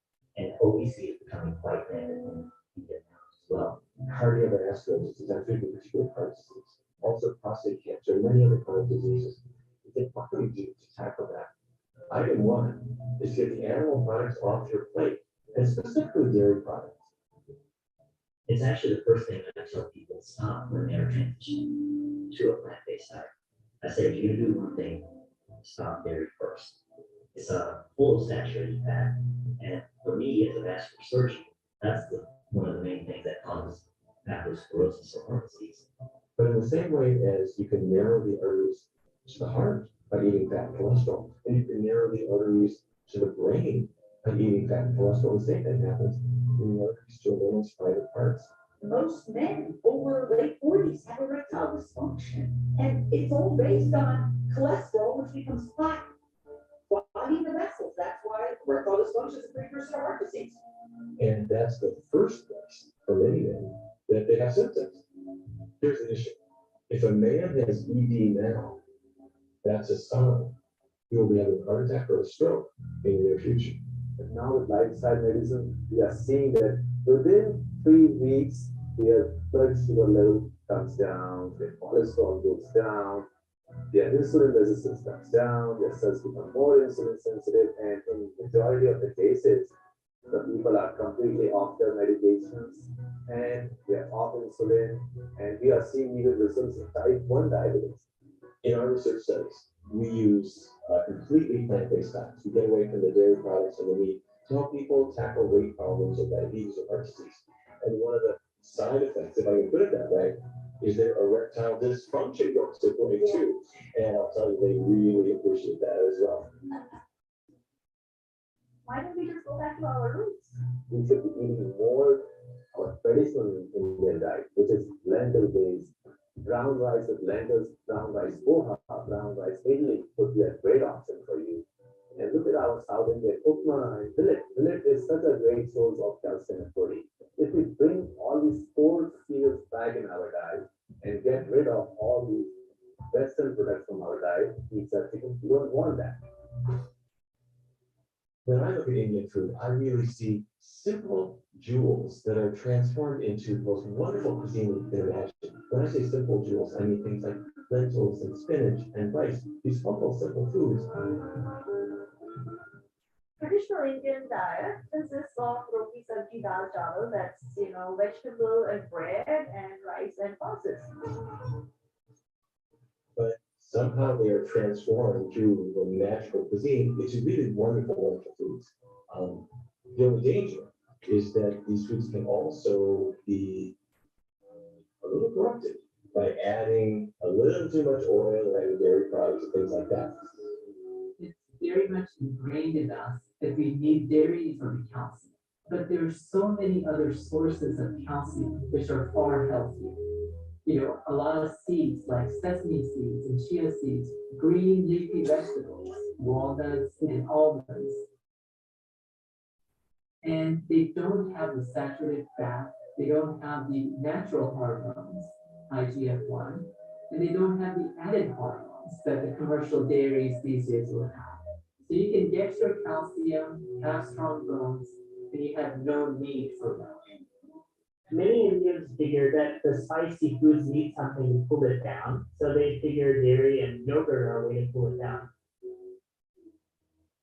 There has been a cultural wisdom that has been passed down that yogurt is good for us because of the fermentation and probiotics.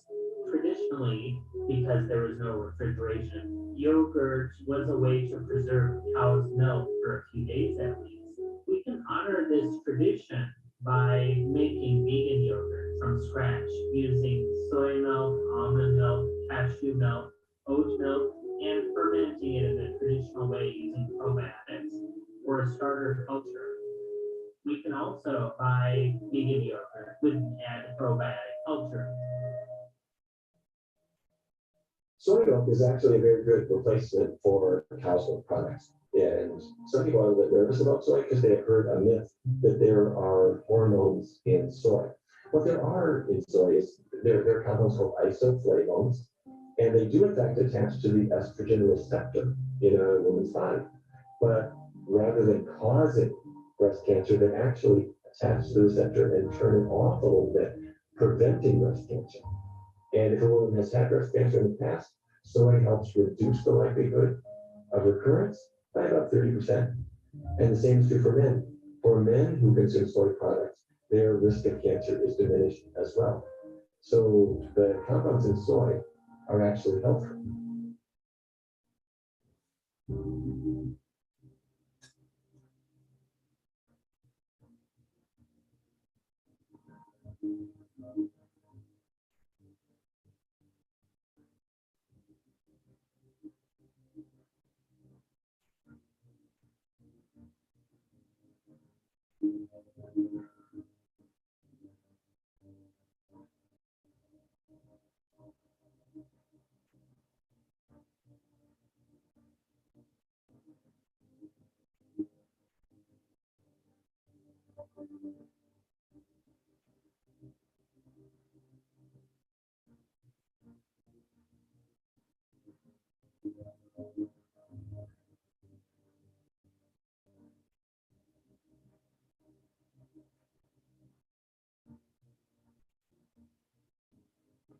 We are 1.4 billion people here in India, and with an increasing population rate, we can lead to a major environmental catastrophe.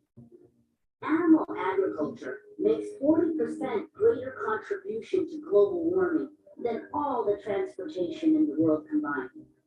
Global warming is caused by actually two things. One is greenhouse gas emissions, which is carbon dioxide emissions from fossil fuel burning, carbon dioxide emissions from deforestation, methane emissions from cows and goats. But it's also caused by us preventing forests from burning.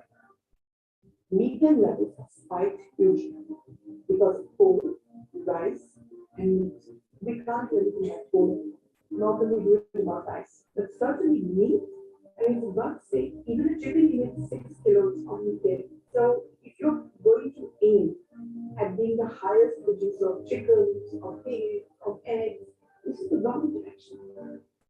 Methane is a greenhouse gas that's produced predominantly from animal agriculture. So ruminant animals, cows, goats, produce a tremendous amount of methane through their digestion, so not part of the process. And methane is a really potent greenhouse gas. It's more potent at trapping heat in the atmosphere than CO2. CO2 is measured on a 100-year time frame. It's kind of like the benchmark gas we all measure against. But methane has a global warming potential 86 times higher, more potent, more powerful at trapping heat than CO2 does on a 20-year time frame. The reason why that's an important distinction to make is that When we talk about climate change, we also talk about a 100-year time frame. But the reality is we don't have 100 years to deal with climate change. We don't really have 20 years to deal with climate change. It's something we can deal with immediately. Animal agriculture is the leading producer of methane gas. So if we were to stop animal agriculture, we'd be able to buy ourselves the time needed to deal with the larger long-term gases like CO2. But it's not just methane. You know, the leading producer of methane in India is livestock. So 2/3 of the methane is produced from livestock. Animal agriculture is responsible for 87% of greenhouse gas emissions annually. Say what?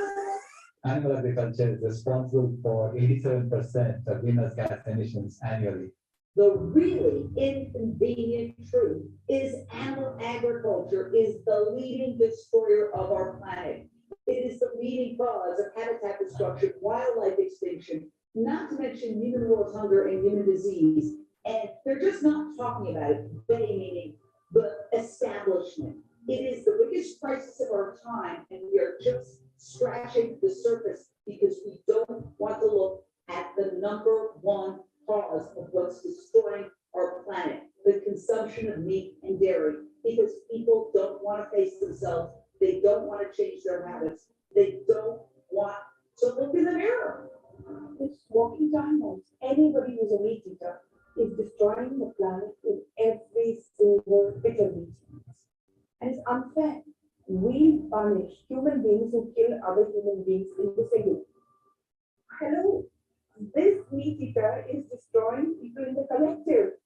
I don't want my life destroyed because somebody else is eating me. India has suffered from some of the worst deforestation in the world. About 95% of India's overgrowth forest has been cleared for agriculture to make room for livestock primarily, but also to make room for crops. And many of those crops are fed to non-human animals. About 50% of the corn grown in India is fed to non-human animals. So just right there alone, if everyone in India went vegan, there would be a surplus of food. So in a nation that suffers from food scarcity and hunger, those people would have access to food. Food would be more affordable. You would also see a decrease in water pollution. Animals produce 10 to 14 times more waste than human beings do. When you think about 1.3 billion people in India, the amount of waste they're producing, and then you multiply that by 14 times, you're dealing with a huge amount of waste. Water consumption is dramatically. Livestock consume most of the water in any given country, including India. So the impact to the environment, to human health, to the prosperity of a nation would be phenomenal. We have no forest left because all the cattle are going into the forest eating all the actions. We have no water left because the cattle have to drink. We have no land left. The rate of treating wild animals is so fast that if we continue doing this, by 2026 they'll be virtually all gone. That's how fast we can. We are now deploying big data software and GPS hardware technologies to find the last remaining fish in the ocean. Otherwise, fishing fleets cannot catch any fish, so they need to know where to go and catch them. And we stab and suffocate 1 billion ocean animals every 8 hours. The oceans are dying in our time. By 2048, all our fisheries will be dead. The lungs and the arteries of the earth. And most people don't know that oceans sequester more CO2 than all the forests of the world put together. 10,000 entire species are wiped out every year because of the actions of one species. And we now face the 6th mass extinction in cosmological history. If any other organism did this, a biologist would call it a virus. If we continue doing this deploying technology to make the last remaining animals, until then, if we go to every last remaining forest and cut it to graze animals for livestock, you're going to kill everything. Right now, one of the largest mass extinction the planet's seen in 66 million years since the dinosaurs, right? More species are going extinct now than any other time in the last 66 million years. That's huge. We're losing potentially 100 species per day. That's plants, animals, and insects. And mammals, you know, big megafauna, charismatic megafauna people care about, like elephants and rhinos. This biodiversity loss, this species extinction has the potential to collapse ecosystems entirely. more than the 7.6 billion human beings, we kill about 76 billion animals every year. And that doesn't take into account the 1 to 3 trillion sea animals. When we stop raising those 76 billion animals and killing them every year, we actually reduce our load on the earth by a factor of 6. Because right now we are extracting 6 times as much food as we really need. Taking 5 of that and putting it into our animals. So we're growing enough food right now to feed between 10 and 15 billion people on the planet. There's about 7.7 billion people on the planet right now. So we are growing enough food to feed everybody. There's about 800 million hungry people in the world who are either on the verge of starvation or aren't getting enough calories per day. The fact that we feed half of the world's grain to non-human animals is a problem. We are growing enough food, we're just feeding to the wrong animals. We're feeding to non-human animals. There's a feed conversion ratio that's really important. 1 kilo of grain does not produce 1 kilo of meat or 1 kilo of milk. To produce 1 kilo of beef takes about 16 kilos of grain. So we could stop world hunger. When India drops dairy, India will become the dominant world power. Because whichever culture, whichever society, whichever economy goes truly plant-based will dominate the world. Because that's exactly what needs to happen for the planet to survive. And India is already halfway there because India shuns meat in general, historically, traditionally. So if they just kick the dairy, India will emerge as the leading world power. India in particular is in this very unique situation. It is one of the largest economies in the world. I think it's fourth or fifth economy in the world. It has one of the world's largest populations as well. So what Indians decide to do will shape the whole world. People follow what India does. It's a spiritual center of the whole world. So I think Indians realizing the power that they have, the potential that they have, and the responsibility that they have is a really powerful, amazing thing. So I'm really excited for the whole world because I see India waking up to this information. I see that more than any other culture in the world, India is primed to hear this message because of this deep history with the Ahimsa, with nonviolence, with the sacred mother, with the veneration for the beauty and innocence of other animals. So I'm really excited for the future and what's to come. Throughout human history and politics, we kind of see this pendulum swing. We go from ice age to warm spells. We see if the government goes far right, it swings far left. And I see India doing the same thing with diet. A historically vegetarian society has swung towards eating more meat in the last 50 years. But I see it's going to swing the other way. It's going to bypass vegetarianism. It's going to go full vegan. That's the exciting thing. If we keep that pendulum swinging towards compassion. I think that, again, you have a history and a foundation of Ahimsa, of nonviolence, of doing no harm. That's perfect. That's veganism. If we just eliminated the animal products, we could live in a world of abundance. We could reforest the earth. We could then sequester the carbon. We could then combat climate change. We could also feed starving children. We could really have a land of peace, a land of Ahimsa. We just need to make this one simple change, and we can do it. In fact, I call this transformation that's happening. The transformation going from a Homo sapiens to Homo Ahimsa. This Homo sapiens is the name that we have given ourselves, which is actually kind of arrogant because we call ourselves sapiens, which means wise. You never see a wise person going around saying, I'm wise. Wisdom always comes in humility. So as a species, the Homo sapiens name has to go if we are to survive. We'll be known as Homo Ahimsa. Ahimsa, the most meaningful word ever written. And this word originated from our country, our motherland of India. This word means non-violence to all living beings in everything we think, say, and do. The real Ahimsa starts at our tongue. That starts from there. Once the train starts from the tongue, the demand for this forest is there. When you say the government should ban Go Hatya, this is not the answer. Once the train heads out from the tongue, they cannot stop it. Ahimsa, non-violence to any living being.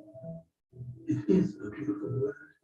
not because it describes our nationality, our politics, our religion, our diet, or our lifestyle, but because it describes our character. Ahimsa is a core philosophy of Hinduism. The word ahimsa, it started in India. Another word for ahimsa is caring, kindness, love, mercy, protectiveness. Any diet form, humans and non-humans, not to kill them, not to harm them, not to oppress them, not to enslave them, not to slaughter them. Ahimsa is actually a language of every heart. This should be the first country to get me. Because I felt like everybody I met had a Ahimsa sewn in their dreams. Everybody I met was kind. Everybody I met was sweet and so with each other. You could see the young man being nice. Like there wasn't an attitude of a lot of times here in the United States. Without Ahimsa, we are primitive. We worship bullies. Land of Ahimsa in Bible is a land where all beings are free. The way to get back to ahimsa is to stop doing harm to animals.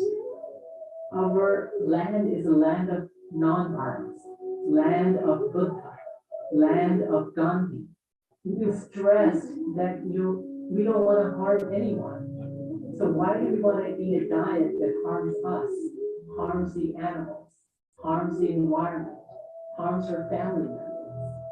Animal use is animal abuse. Violence, we must stop. Ahimsa is the act of compassion and kindness, not just non-violence. So when you stop at non-violence, it doesn't make you compassionate and kind. In Hindi, we have a beautiful word, karuna, being able to feel anguish when someone else feels anguish.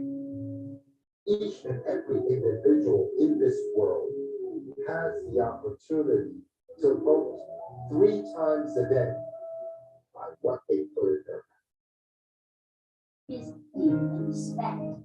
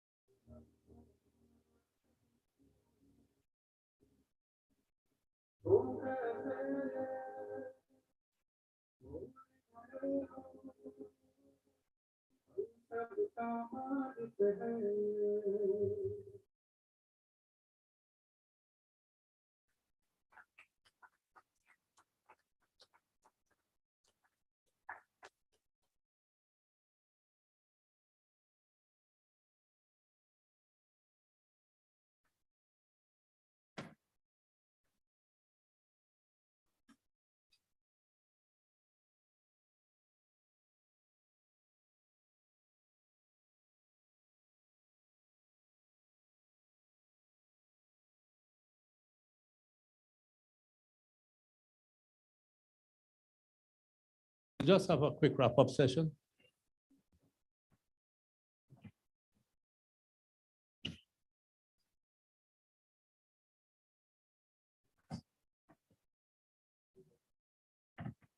So we'll just have a quick wrap-up session, maybe 15 minutes or so.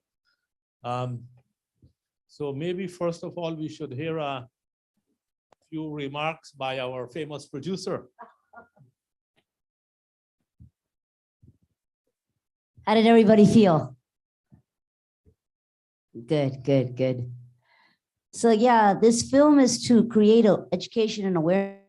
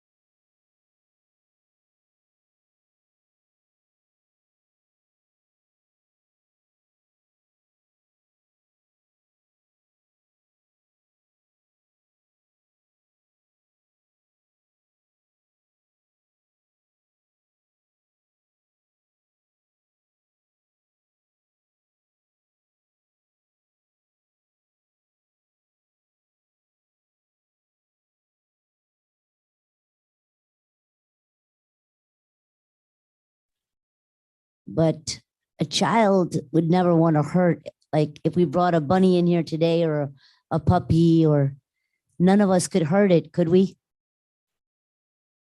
Or if we're in a jungle and we see a mom and a baby calf drinking milk from that mother, would we say, oh, let's have cereal and milk, or let's steal it and have some coffee? No, we would never think that. We just been taught this, that it's normal, natural, and necessary. It's just all been taught. Our mothers taught it to us. Grandma taught it. Grandma before taught it. But we're the only species who drink milk of another species. If I told you to drink breast milk right now in your coffee, would anybody do that? Would anybody put breast milk in their food? Right, it's gross, right? But it's not gross to take breast milk of another animal? You know, what is the definition of milk? Milk is liquid nutrition. Mother cow will teach her baby to eat grass at 6 to 8 months. But we grown adults are having breast milk? It logically, it doesn't make sense. So when you think about this logically, it's just like, what have I been doing all my life? And then we showed in the film, you know, how we debunk calcium. Calcium's a mineral that comes from the earth. Vitamin D comes from the sun. So we debunked all this. And I also feel it's so important that we do something for Mother Earth. Mother Earth is alive. She keeps us alive. It's our duty to take care of Mother Earth. So we need to go vegan today. And I feel like this generation really needs to make that switch. Thank you so much. Yeah, thank you all for being here. You know, so starting a movement is not easy, but this movement has been growing. It's the fastest growing social justice movement in the world. So the vegan movement. So I'm glad that you're all here and you're considering being part of it. And let us make this happen for my granddaughter, for all life on earth. Thank you very much. Yeah. I would just like to say that maybe like a lot of you from here would take away that I want to go vegan. And I know it's going to be a little, not tough. Like, I mean, even if it feels tough, just think about what will happen if you don't do it. The cow that is suffering for the one glass of milk that you want to drink, is her suffering more, or what you are like, you know, you are uncomfort to get soya milk, or like or avoid milk or get almond milk or any other alternative is more. Is the separation anxiety, like the cow being separated from a calf is more, or you're suffering to not being able to get the milk, or like, you know, switching to sesame seeds for calcium is more. So just once you start thinking on those lines, you would never want, like you wouldn't want to quit. When I was in school, I'll just share you a small story. When I was in school, I got to know about veganism in one day. And like the day I got to know about veganism, I became vegan. And I actually did not know much about it. I just the principle that Dr. Rao was sharing, that it was not about solving problems, it was about understanding them. That would be a better way to go. So I understood that this is something wrong, but like to consume milk and meat and like all of those products, but I did not know exactly how, why, and all of those things. I just knew that I can't kill an animal or hurt an animal, like after knowing that what really happens. So a lot of like my batchmates used to question me. They used to sit around and debate, like, now what, tell me, how will you get calcium? And I did not have much answers, because I did not really did the study. I just knew that I was doing the right thing. So after like a year, the guys who debated me the most, they became vegetarian. Some of them became vegan. Like 2-3 teachers became vegan. Around 40 people signed up to go vegan in my school.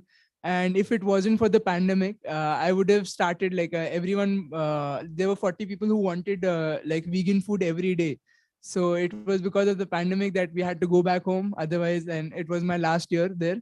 So I could not do much, but if I was there for like 10 or 20 days more, there would have been more like vegan food started in my school.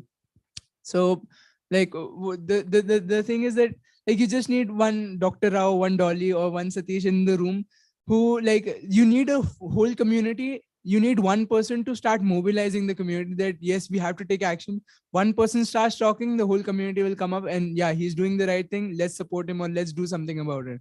So just be that one person who brings the community together to make the change.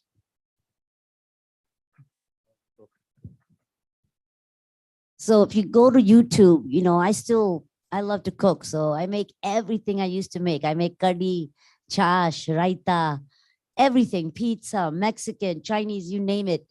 I can make anything, veganize it. It tastes even better. So if you just go onto YouTube, put in your recipe that you love, everything is there. It tastes the same. And just imagine when you're going vegan, you're saving the planet. You're not a part of this cruelty. It's better for your health. You're going to be on top of the world. It's a win-win. So the same ethical diet is going to save the planet. The same ethical diet is going to optimize our health. And the same ethical diet is going to save the animals. Thank you. Okay. Well, I guess that brings it to an end, to the close today, but in many ways, it's the beginning of the revolution here. And that one person that I'm seeing right next to me on my left is going to lead the revolution here on campus. We are already vegetarian on campus, so we now have to make the next step, which I hope Ayan and colleagues will help us to make. All of us have to join. You see, one of the things that in this kind of revolution, people say, why should I do it when all others are not doing it? And of course, we know the answer to that, right? Gandhiji provided that answer very clearly long ago. So you know that answer, be the change you want to see in the world. So we know that answer already. One question though I had was a pragmatic one. I don't know about copyrights for the film and whether it's easily available. If people wanted to distribute it, show it, encourage the revolution, is that possible? So right now we are doing this tour in order to raise the awareness for the film and to raise a demand from the grassroots for the film. And then we are going to make it easily available to everyone. So there's a plan, hopefully by end of October or November, you will have access to this film so you can show it to everyone you know. So. All right, thanks very much. Thanks for your patience in waiting to the last hours of this or the last minutes. And as usual, I think we have a short felicitation in which we like to thank our guests for visiting us and on this occasion for starting a revolution. You know where the little tokens are? So wherever those little tokens that we normally share.